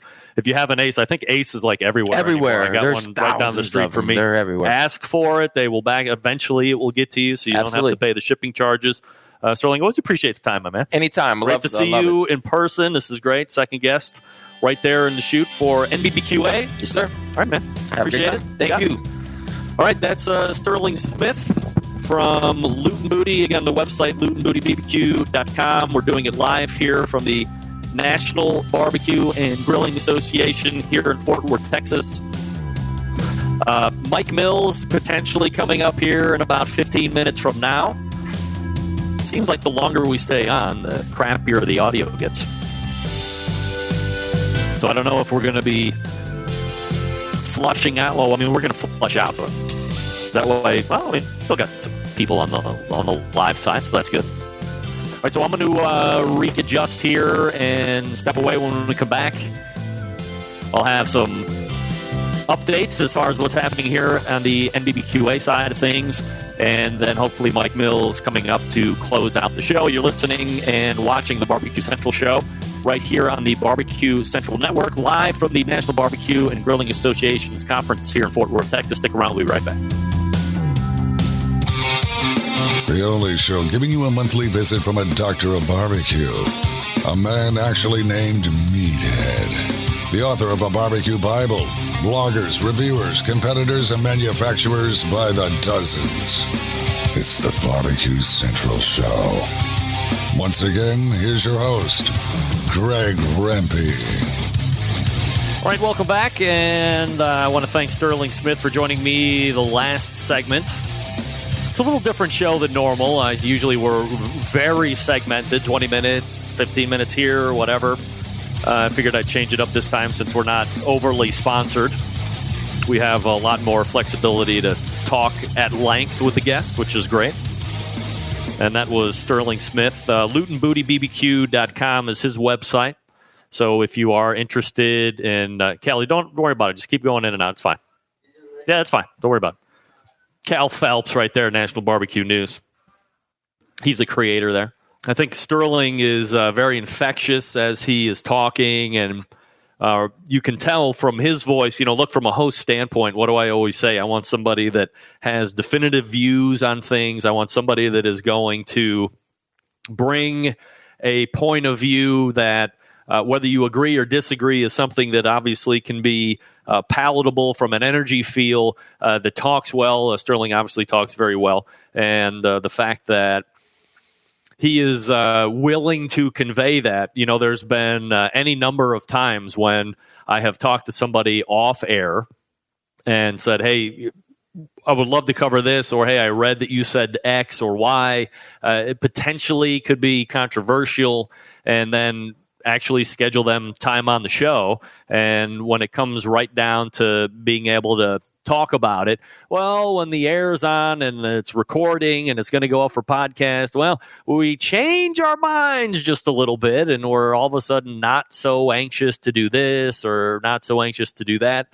And that doesn't make for a really great live segment when we've prepared one thing and we end up getting another. So Sterling has always been very to the point and very upfront and honest with what he's looking to do and his feelings in the barbecue industry, whether it relates to competition or whether it relates to going out and doing these cooking classes. Now, from the last time that we had talked, I didn't know that he was also like a sales manager of sorts for Green Mountain Grills. But here's a product. I mean, look, the total disclosure in case you didn't know or you're just running over this show for the first time ever, Green Mountain Grills is a sponsor of this show, and they have been for any number of years. As I said, Jason Baker and his family have supported me. Has it been 6 years, 7 years now, Jason? I mean, maybe it seems, to me, I was just telling somebody last night when we were talking before I got into the IT nightmares of trying to set up the sound, that if you ask me, do you remember X or do you remember Y? To me, it's always like 2 or 3 years ago. So if you ask me, when did Green Mountain Grill start with you? I think 2 or 3 years ago, just like Barbecue Guru and just like Butcher Barbecue. But when you actually go back and track back when they actually started with the show, it's plus 5 years. Barbecue Guru has been with me since the very inception of what was then the Barbecue Central Show podcast before I even did a live show. So most of my sponsors, except for Southside Market and Barbecue, which just came on a couple weeks ago, and then Traeger. Before that, I mean, a Fireboard was obviously new this year. Smithfield has been on now for the second year, but everybody after that has been on 5+ years. So I certainly appreciate their everybody's support of the show. People finding value and doing something with me and helping me be a voice for their product and bringing value, which I certainly appreciate. So talking with Sterling, and he's very infectious. He actually did a class up in Cleveland, Ohio at the Heat Exchange, which is on the west side of Cleveland. And is really, if you're in Cleveland, Ohio, that's really like the only place you should be going for barbecue and grilling related items. They have a trained staff. Obviously, Green Mountain Grills is their training, but they have great names from the industry like Chris Marks, who does the Good One Smoker. He does classes there as well. So you have these guys who are very accomplished in the competition market, but are also very accomplished regular cooks in general and have the product knowledge that they are putting into those stores, and then show back up a couple times a year to do classes and help bring that extra value as it relates to those products. So thanks again to Sterling Smith for stopping by. Again, that's Loot N, Loot, and the letter N, lootandbootybbq.com if you want to check out his spices and rubs. And again, and Ace really seems to be blowing it up. I mean, they were around the last couple years and seem to get into it a little bit more over the last couple years. Always been big retailers of a lot of fine outdoor live fire cooking items. But to me, it's been stepped up a notch, almost to, let's call it like a Smithfield level. Like all of a sudden, like you knew Smithfield was around in the last couple of years. All of a sudden, Smithfield really stepped it up and started investing into the world of competition barbecue. They've always been in the backyard, but competition barbecue, they really stepped up. Same thing as a whole for Ace, True Value. So if you have something as a store around you, and as I told Sterling, it seems like they're all over the place. He's on SKU, so just go ahead and request that the Loot and Booty rubs be sent to your store, and they will help you make that happen. How you doing? I'm doing well. I'm broadcasting live from the National Barbecue and Grilling Association. Hopefully in about 7 minutes, 8 minutes from now, Mike Mills from 17th Street Barbecue will be joining me, and we will talk to him about really what is a legendary career, what is a Barbecue Hall of Fame career. He was inducted into the Barbecue Hall of Fame in 2010. He is a 3-time winner of the Memphis in May World Barbecue Championship. And yeah, it's going to be a very exciting time. And I'm really looking forward to. He's been on the show once. I don't know if anybody remembers. And holy moly, I would say 2 or 3 years ago he was on, but it was probably like 7 years ago. I was doing a segment. I think it was called Dry Environment versus Moist Environment from the cooking chamber standpoint. And I had Mike Davis from Lotta Bull Barbecue, and he was on the dry environment cooking side because at that point he was cooking on a Jambo pit, I believe, which he has since not used. I believe he uses, is it Superior Smoker or Championship Smokers? I forget what the name of that one is, but still an offset style pit, wood burning pit. And then Mike Mills was taking more of the moist environment standpoint. I mean, talk about a host's dream come true to have those two legends talk about why their preferred environment, whether it be moist or whether it be dry, be to their particular advantages. It was a really good interview and a really good segment. So you can go back, if you go to my website, thebbqcentralshow.com, and then in the search box, you can type in Mike Mills and it will recall that, and you can go back and listen to that. Very exciting. Don't forget, we will also be running a new version of the best moments of the Barbecue Central show in 10 minutes or less tomorrow. I got to get that locked and loaded after we do live show tonight. So that will be available in your feed. Again, if you are not subscribed to my Barbecue Central show or not subscribed to the podcast feed, it's very easy to do. All you have to do is go up to the top of the website, thebbqcentralshow.com, and there is a button or there's a text link that says subscribe. Click on that, and then that will bring you to the subscription page. And then you have a variety of options. If you do iPhone, you can subscribe through iOS. If you have Android, you can go through the Google platform. So it's very easy for you to get it through your smartphone. And if you, again, like I said in the first hour, if you're not into the smartphone stuff, that's fine. You can subscribe to the show through email if you have to. If that's the only way you can do it, then I'm more than happy to have you subscribe through email, and you'll wake up every Wednesday and you will have the show in your inbox. In fact, if you subscribe to my show through email, send me a screenshot of what it looks like when it hits your inbox, and I will send you a box of sauce. Okay? How about that? That's very exciting. Here's what we're going to do. Now that I'm thinking about it, I got lost. I had all these great ideas for the live show, and then the sound has really threw me for a loop because I'm wondering when it's going to go out and if it's going to go out and whatever. So let's do a giveaway. Here we go. Check this out. I even had, do you remember these? Here we go. Now's the time where we give stuff away. People give us stuff on the show to give away at no money for you. That's why it's free. That's why it's free. Send an email on its way when I tell you to. That's why we give stuff away. Okay. Well, that was very exciting. Yes, I voiced and or sang that particular run-up. So here's what we have. Brand new, freshly minted and printed, the Barbecue Central Show t-shirts, which Texas correspondent Doug Scheiding brought to me earlier today. You can win, and I have barbecue sizes available if you know what I'm talking about. Barbecue sizes. I have a selection of 4XL shirts. I have a selection of 3XL shirts. I have a selection of 2XL shirts. And I do have normal human extra large t-shirts, if you're so inclined. All you have to do is be the first one in with an email, and in the subject line, put the legend.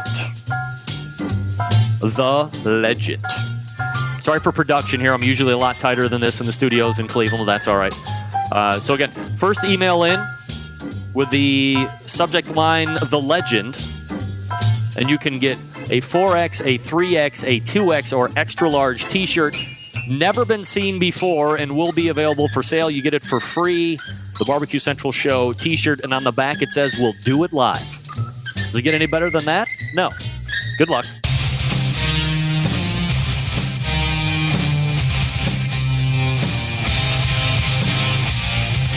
Continuing to produce incredibly mediocre content in an exceptionally professional way. You're listening and watching the Barbecue Central Show. Once again, here's your host, Greg Rampey.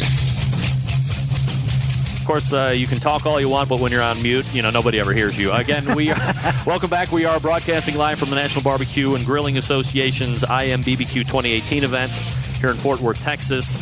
I know everybody is wondering who gets the first t-shirt, and the first one in with the subject line, the legend Charles McCulligan, wins a Barbecue Central Show t-shirt, and he is 3X fat. So, Charles, I will go ahead and get your shipping info, but you did win. Scott, I'm sorry you were a little late. Keith Harris, you are a little late, but Charles wins the t-shirt. Joining me now is a man who literally needs no introduction. All I need to tell you is that his name is Mike Mills, 17th Street Barbecue fame, and I appreciate you taking time out to join me here. Obviously we're going to talk a lot of history and barbecue and grilling related stuff, but I guess let's talk a little bit about National Barbecue and Grilling Association first. How long have you guys either been members or been attending, and did you start coming just as attendees before you were members?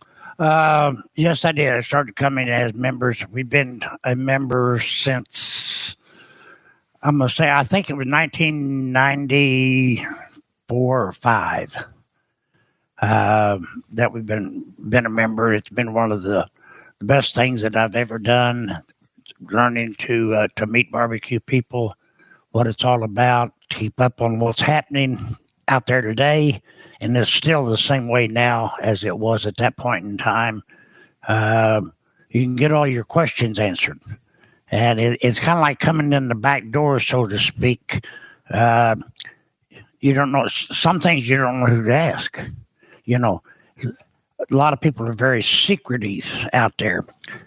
But anything that you want to find out about barbecue, you can come to the National Barbecue Association and you can find it out. You know, I had a couple guests on here previous to you, and I'd said, and I wanted to ask you the same thing. There's a lot of people here that are in the business of barbecue. They have restaurants. They are selling a rub or a sauce or something along these lines. But is this a event that you think from just an average Jane or Joe, maybe they don't have any business to do with barbecue, but they like you, or they've read your book, or they've seen a Myron Mixon on television? Is this an event that they should attend just to kind of fanboy or fanboy girl out?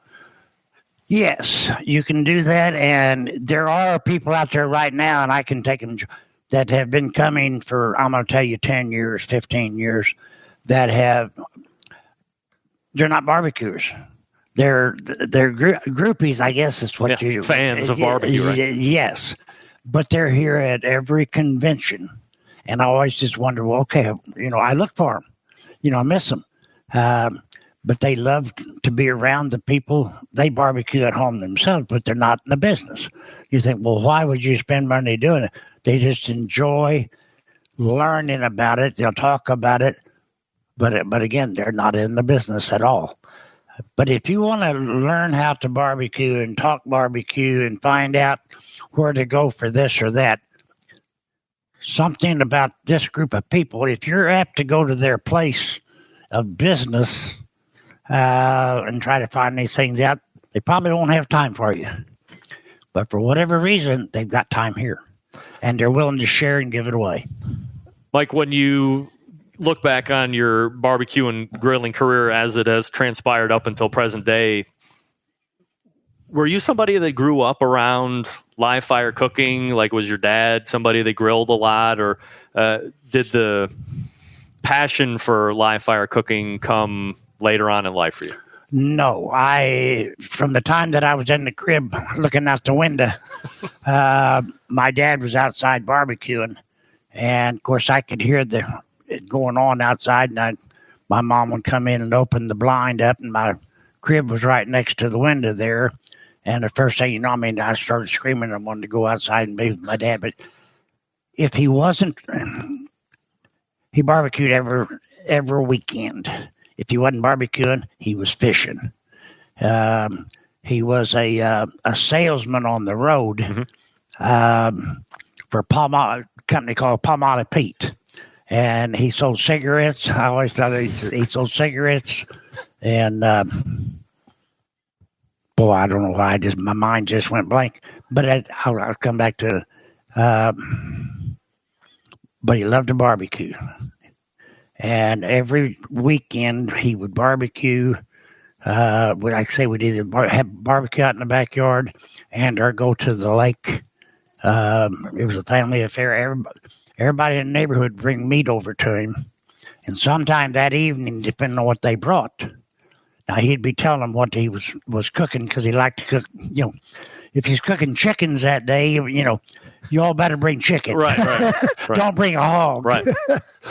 But that was just an everyday occurrence. And of course, my job on that was he built me a wheelbarrow. I wish I still had it, out of an orange crate. And my job was to bring the wood over to the fire. So was he running like a pit you would see like Tootsie down at Snow's run, or did he have a pit like we would see today? Like, what was he running? He either just built with concrete blocks, dug a hole in the ground, and built it up high enough so that, you know, he never had an actual pit. So he was doing like a burn down of wood and shoveling coals? Absolutely. Wow. Yeah. So where were you from originally? Cape Girardeau, Missouri is where I was born. Okay. I live 48 miles from there right now in a town called Murfreesboro, Illinois. My family, and, you know, he had 5 brothers, and they were all from southeast Missouri and in that area. of the United States. Was that an area of the country that you thought was, or that you found to be real big into the barbecue scene, or you just happened to be blessed with a dad that liked to do it?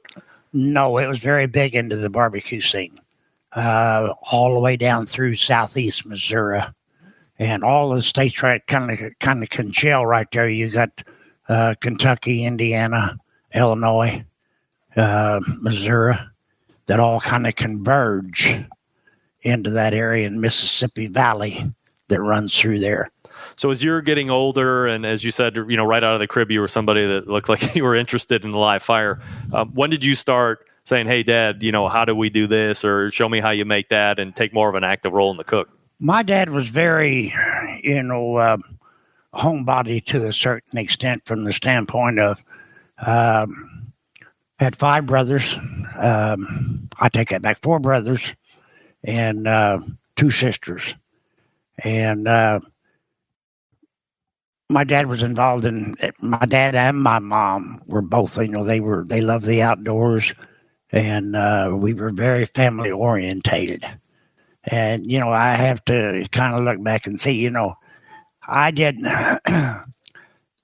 know we were poor, but everybody at that point in time, because everybody in town was basically poor, except there was one kid, and he was a friend of mine, but he always had better toys. He had a bicycle, but this family had taught him to share, because he was more fortunate than the rest of us. But I had no clue that we were poor. I mean, we had food on the table, and I just thought that when you got toys, that they were homemade. That my dad made them out of an orange crate.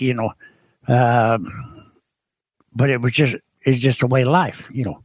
And I have to look back, and it's I wouldn't trade that time for any amount of money. Well, I have to imagine that's an upbringing too, where you're instilled with work ethic, with love of family, and respect for neighbors and parents and all that stuff. I mean, that kind of builds your character as a person.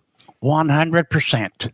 And then, of course, I tried to instill that into my children, which I have a daughter and a son, and my daughter is, I'll say, my right arm, so to speak. Oh yeah.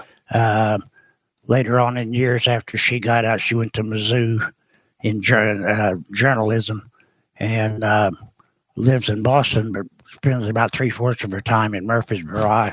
She finally came back into the fold. I'm one of these that would never push a child to go in and follow my footsteps. Go out and find it on your own. And my son's not interested in it at all, but my daughter is. Mm-hmm. So, it's kind of it's great to be able to work with your family. And I, very much like that aspect of it, that what I built going to go on.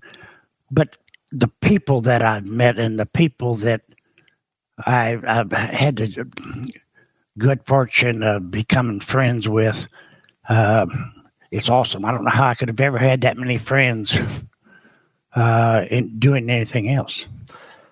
When you get older, you're going to leave the house. Did you go to college? I did. It was a 2-year college at that point in time. I am actually a dental technician by trade. Really? Yes. Falsies was my game, and I used to always jokingly say that I had to learn how to cook meat tender enough for them to be able to eat them with a set of dentures. Right. And I still have a dental laboratory today. I opened the doors January the 2nd in 1962. Wow. And I still have that dental laboratory today. It's really 2 blocks from where my restaurant is. Wow. And I taught the people that are there, there are 2 of them there, and I taught them to how to do the work. So you're making dentures? Yes. That's my dentures, crowns, bridges, this type of thing. That's the longest I don't do business. it anymore. I don't do that anymore. Wow. And I don't know why I still have it, but I enjoyed that. Always wanted to back up and make sure I had a job to go to. In that respect, I'm old school. but I try to stay up on what I'm doing in the barbecue business and this type thing. It's just been so awesome to be able to meet people from all over the world and have them to know and be able to come to my hometown, a town of 7,000 people. Right. It's pretty cool. When you were at the school, as you said, you were the dental tech. When did you decide that, this was great, and obviously you kept that portion of the business, but you wanted to get into some form of live fire cooking as a job? When does that start to take place? Actually, all the way through my life. I did that on the side. My father died whenever I was 9. And, of course, I had a very, very stern mother. She knew how to handle all of us. And I was taught work ethics. My brothers, my sisters, everybody had work ethics. And then, of course, I passed that on to my kids, thank God, because the ones of today are not working, yep. If you know what I mean by For sure. But it's just incredible the life that I've been able to live and the people that I've been able to meet, that I can think of nothing else that I could have ever done to have this opportunity. So do you start the restaurant business in Missouri, or do you go to Illinois? I moved to Illinois when I was about 6 months old. My father passed away whenever I was 9. Yep. And my mother was a very strong individual. And, of course, she raised all of us there at home. And she got a part-time job. And, we had a good life. We've had, the best I could say. But I wouldn't trade my life for anybody else's because I've learned a lot. I've learned a lot about people.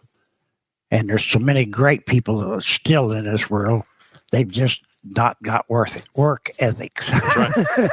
When did you open 17th Street? I opened 17th Street in 85. I did that, as I said, it's 2 blocks away from my dental laboratory. Mm-hmm. So I would go down and every morning and start to have a cup of coffee. And if there was had the only drive up, the bar had a drive up window. And it was a barbecue place before. And that was one of the reasons I had a barbecue pit. Got it.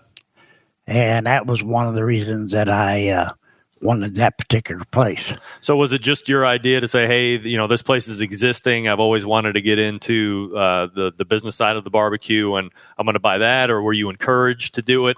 I was in the bar business, and I knew that place, I was there to sell beer. Mm-hmm. That was my whole intention, but at the same time, I could do barbecue, and that was my passion. Mm-hmm.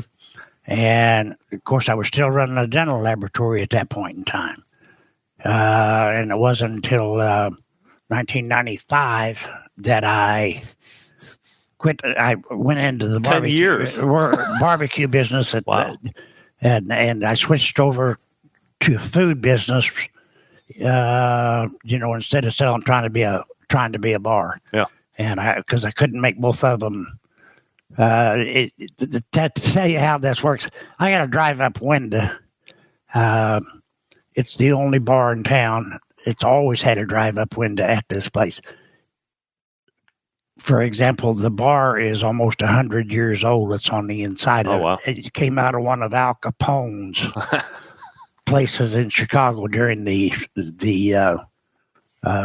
Prohibition. During Prohibition, yep. Yes. And just a lot of history, but I got this drive-up window, and it used to be that it was just for liquor. Well, I started, selling. Still got the window. There's no menu board. There's a little sign that says ring buzzer, but there's nothing else. So you just have to know that it's there. And it was the only drive-up liquor store in town. Still, it's not the only one. I take that back. It's still the only drive-up window in town, like I say, but it's food. The liquor business is gone, and it's in the food business now. After you establish success as a legitimate barbecue business, do you then start looking at competing, or are you competing prior to that? In I didn't ever hear about him. I had a friend that told me that about a barbecue contest that he happened upon in St. Louis, Missouri. St. Louis is about 90 miles from Murfreesboro. And he told me about this, and he explained to me what it was, and he said, this is right up your alley. And I said, sounds good. He says, I'll call and get some more information. So he called Memphis, Tennessee. It was always called Memphis in May, and that was the world tournament. Yep. And everybody went to, Memphis once a year. After you won a contest, you could have the right to go cook in the world contest. They still have that contest. They just don't sanction other contests like they used to. But at the same time, so I found out there was a contest in Caruthersville, Missouri that was coming up. So I called down there and told them who I was and what I was wanting to come and see their contest. And I went down and watched this contest and was kind of on the inside to see about the scoring and how all this went. Yeah, I was just amazed, that all this was happening. I had no clue. So I came back, and a friend of mine and I started the contest in Murfreesboro. And I think 35 years ago. We had our first one. But then in I'm trying to think. I'm getting ahead of myself here. In 1988, we started this contest. In 1989, we decided to put a barbecue team together and go out on the circuit and convince these other teams to come to Murfreesboro. And I went around town and got some of the business people to help promote this thing. And because, to be honest with you, I had no money. I was operating on the come. Shoestring, right? Yes, I even though I owned the place, I was chief cook and bottle washer at the same time.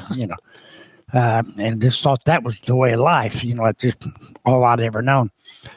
But the success over the years of the contest, like I said, we started a barbecue team and went out and ended up winning 4 world grand champions and 4 world champions and 3 world grand champions in the 4 years running.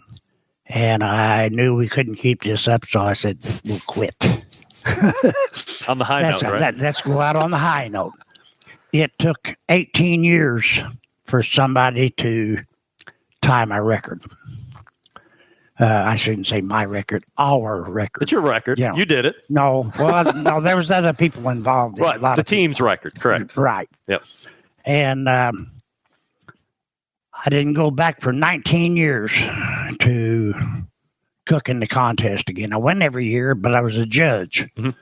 And I've been going back 5 years now.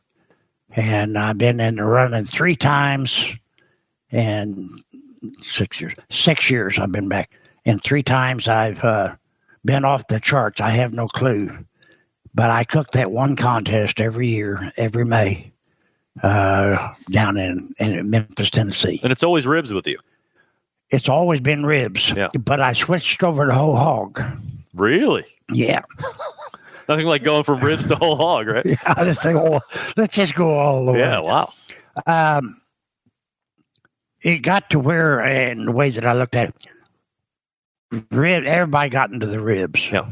And the hardest thing in the world to do is it's either going to be ribs or whole hog that wins that contest as a general rule.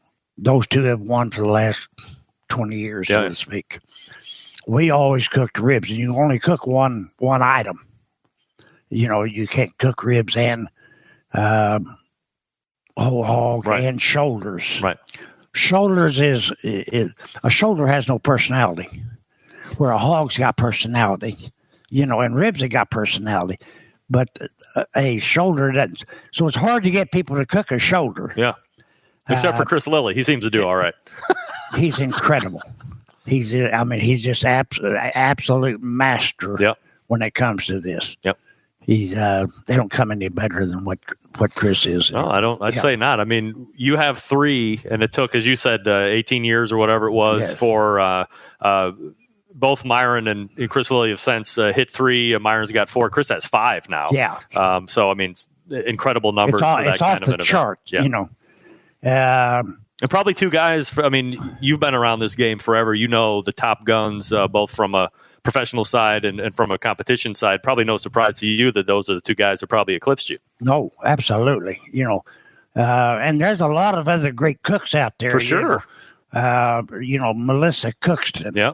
Whole hog queen. Yes, absolutely. She does a fabulous job. It's incredible the way that it's all come down over a period of years.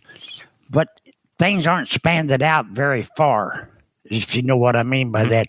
There's a select group that have dominated. Yeah. And I can just tell you this, that it's difficult to quit and then go back, and pick that up again. I mean, because I've used every trick that I know I've been back in the running. The best I've got is 5th. Mm-hmm. I'm proud to get that. Don't misunderstand me. Sure. Just to be in the top 10 with the people that are out there today is incredible. When you looked to get back in it, like what was your research, and were you reaching out to people that you knew and saying, hey, what's hitting now? Or were you just going back to the notes that you had kept on all the previous wins and saying, hey, we're going to see if this one works this year, and if it doesn't, we'll look to make adjustments at that point? Yeah. Or and I'm both. still making adjustments. It's great to go back, and I probably should not have laid off as many years as what I did. My partner in the originally, Pat Burke,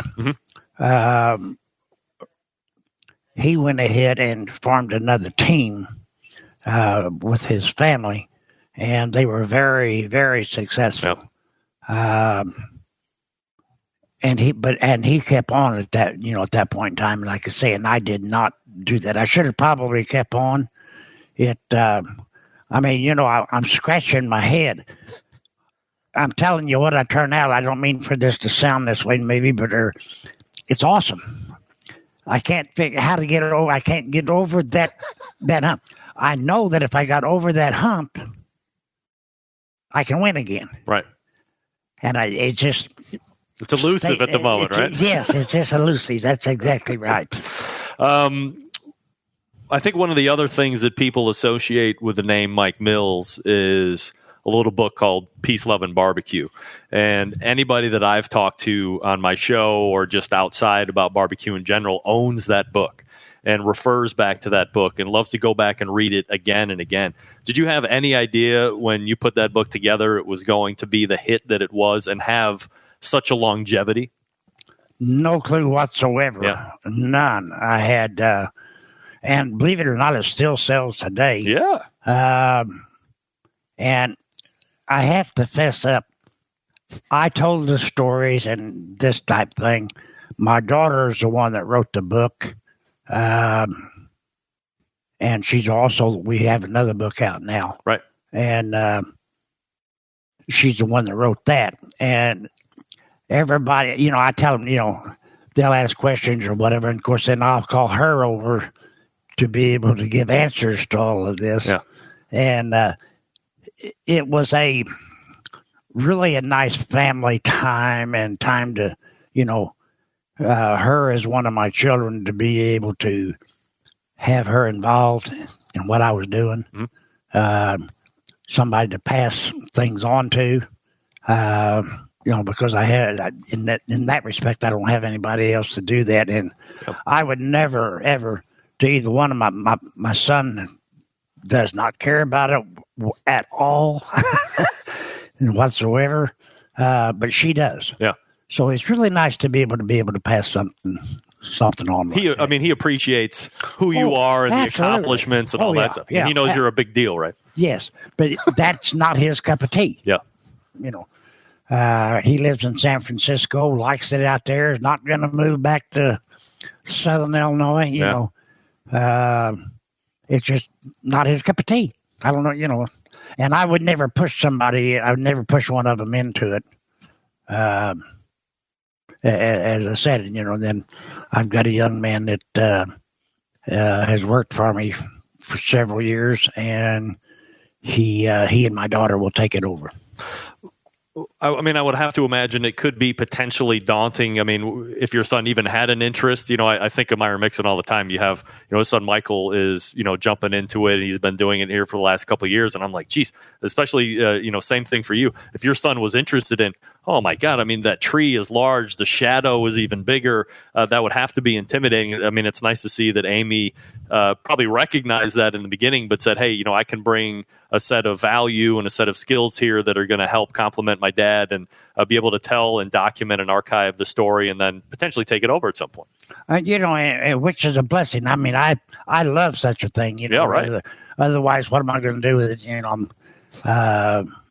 Would have no one else in the family to take it over and or even sell it to, as far as that part of it goes. Mm-hmm. And of course, I would like to see it go on. One of the things that I found interesting is that, like, you're the only barbecue guy that has top level security clearance to get on Air Force One. What's the story behind that? I'm going to tell you, back in the 90s, early 90s, I don't remember exactly what year, 92, I think it was, 91 or 92. The president was coming to Murfreesboro. He was actually coming to Carbondale, Illinois, to the University, Southern Illinois University. And it was during the time when they were cutting some scholarships and doing all of this, and people were all up in arms about whether they were going to be able to go to school, and he was coming to the university there to tell what was really, really happening, that it wasn't quite as bad as what everybody thought that it was going to be. You'd still be able to go, get scholarships and do all this thing. And ended up, I had no clue that what was even going on. I knew that he was going to come and talk. And we had these guys that came in about 2 weeks ahead of time, and come to find out they were part of the advanced security. Yeah. And they were checking out everything and all this. And somebody had brought them over to eat. Somebody from the university had brought them over to eat at a restaurant. And first thing you know, I got a call and from a friend, and he said, "What have you done?" I said, "What do you mean?" He said, "I just got a call from the FBI that they were asking questions about you. What have you done?"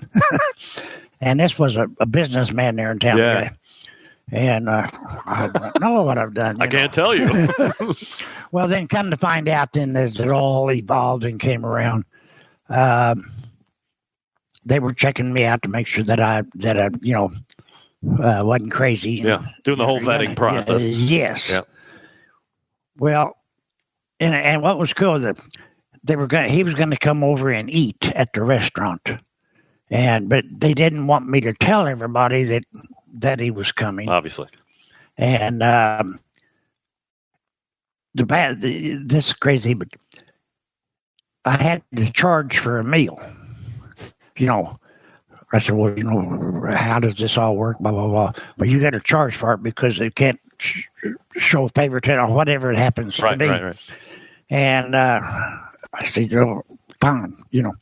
Well, I forgot what it was. They picked out barbecue and baked beans, and I forget what the other side was, and drinks and all that. And I'm going to tell you, for like 150 people, because of the people that was in the different small towns around. Yeah. You go 5 miles and you got a town or a settlement, and of course they any of the political people were going to be invited, know that the president was going to be there. Yeah, right. So anyway, then I talked to him, and I talked to the security guy, and I said, here, I'd like to do this or that. He said, let me put you in the right. I said, we'll do whatever. And of course, all the people that were involved that was going to be on the plane and this type of thing, they all wanted barbecue, and they wanted ribs. They didn't. Of course, they didn't want barbecue hog. And they said, okay, what we'll do is we will donate that meat, that food, and what it amounts to is they paid me for that. Mm-hmm. And then they took that food and they donated all of that. Then I provided the other food that I wanted to showcase and have there. And I might add, it was good. Yeah, I bet it was really good. And and then he was coming over to the restaurant, and the other part that I forgot about was when I found out that he was coming. I had already had the siding tore off of the building. And if you can imagine, this building went through the worst tornado in history. Yeah. Back in 1925, December the 4th or something. And anyway, I had the siding all tore off, piled up in the parking lot. And here I got the President of the United States coming. Of course I did. I called some friends, and they came over and moved all that debris, but I didn't have any way to cover up the side of it. And then he was coming over after the speech that he gave, and on the way over, he got a call that he had to go back to the White House. That's when they were having some bad trouble in Bosnia. Mm-hmm. Mm-hmm. And then that stopped that. Yeah. And then we ended up taking the food that we had out to the Air Force and putting it on Air Force One, out to the airport, and put it on there. So he did not actually make it to the restaurant, but was headed there. And I will say this about him. You talk about a majestic, I don't know what you want, but he was just, his presence in the room, when he came out of the room and there was, a reception room there at the university, you just felt like there was a gush of wind and this breeze that came up, and you knew somebody had entered the room of importance. Yeah. It was an eerie feeling, to be honest with you, Had you met any other presidents before that? No. And I always held him back, and of course it's not over yet. I made him promise to come to my house to eat. Yeah. My house, was at some point in time. I said, I want you to come to my house and eat. That never has happened in that part of it. But something that did happen out of it was his private security. I did his wedding by way of mail. Really? Yes. Whoa. Sent ribs and all of everything. Wow. And made arrangements with a restaurant out there about how to warm it up and fix it. Yeah, which I thought was pretty cool. Mike Mills joining me here on the show. 17bbq.com is his website. Mike, last thing to ask you about here, and I appreciate the time today. 2010, you're inducted into the Barbecue Hall of Fame. And, I've been kind of critical about the Barbecue Hall of Fame in regards to, how it started. And there doesn't seem to be any real upfront way of figuring out who's making this decision, how are votes being tallied, what's the consideration and stuff. Like, regardless of any of that stuff that I like to talk about on my show because it's fun to talk about, certainly nobody's going to deny the fact that who's in the Hall of Fame should be in the Hall of Fame. So when you remember back to 2010 and being inducted in, what does that achievement mean to you over the course of the barbecue career and, of course, all the other things that you've accomplished? Well, yeah, pinch me. Is this real? I had no clue. Never ever thought about being in the Barbecue Hall of Fame. I'm one of these individuals that I always just wanted to, whatever I did, I wanted to do the best that I could do. Whether it happened to be barbecuing, and if it was something I couldn't do, I would either find out how to do it or refuse to do it. One or the other. And I'm still kind of that way today. I'll either figure out how to do it and do it right. Which is the way you should do it, by the way, right? Well, yes. And or just not do it. So there'll be somebody that's better at something than I am, and that's who I'm going to recommend, or I'm going to get help from them. But I've always been that way, and no matter whatever it happened to be that I did, I don't care if I was making false teeth, I wanted to do the best that I could do. And I always jokingly say that I had to learn how to make dentures that you could eat ribs with. And so I always jokingly say, I'll guarantee you can cook them tender enough that without them falling apart and being mushy, that you'll be able to bite. If I made the ribs, you'll be able to eat ribs with it. There you go. And ribs are tough to eat off the bone with the teeth. Wow, I mean that's a story that I had no idea that you were in the teeth business. So you just when I think I know everything about everybody, and you do all the research. Nobody ever mentioned anything about the dentures. Nobody ever mentions that part, do they? No, never. It's Mike Mills rounding out the first day of broadcast here at the National Barbecue and Grilling Association. We're going to do it again live, noon to 3 on Friday, and again on Saturday. Mike, I really appreciate it. Thank you very much Thanks for the stopping opportunity. Through. Absolutely. That is Mike Mills, and we'll go ahead and wrap it up here. Want to thank my guests, Code Free Spices in the first hour, and Sterling Smith from Loot Booty in the second hour. Of course, Mike Mills.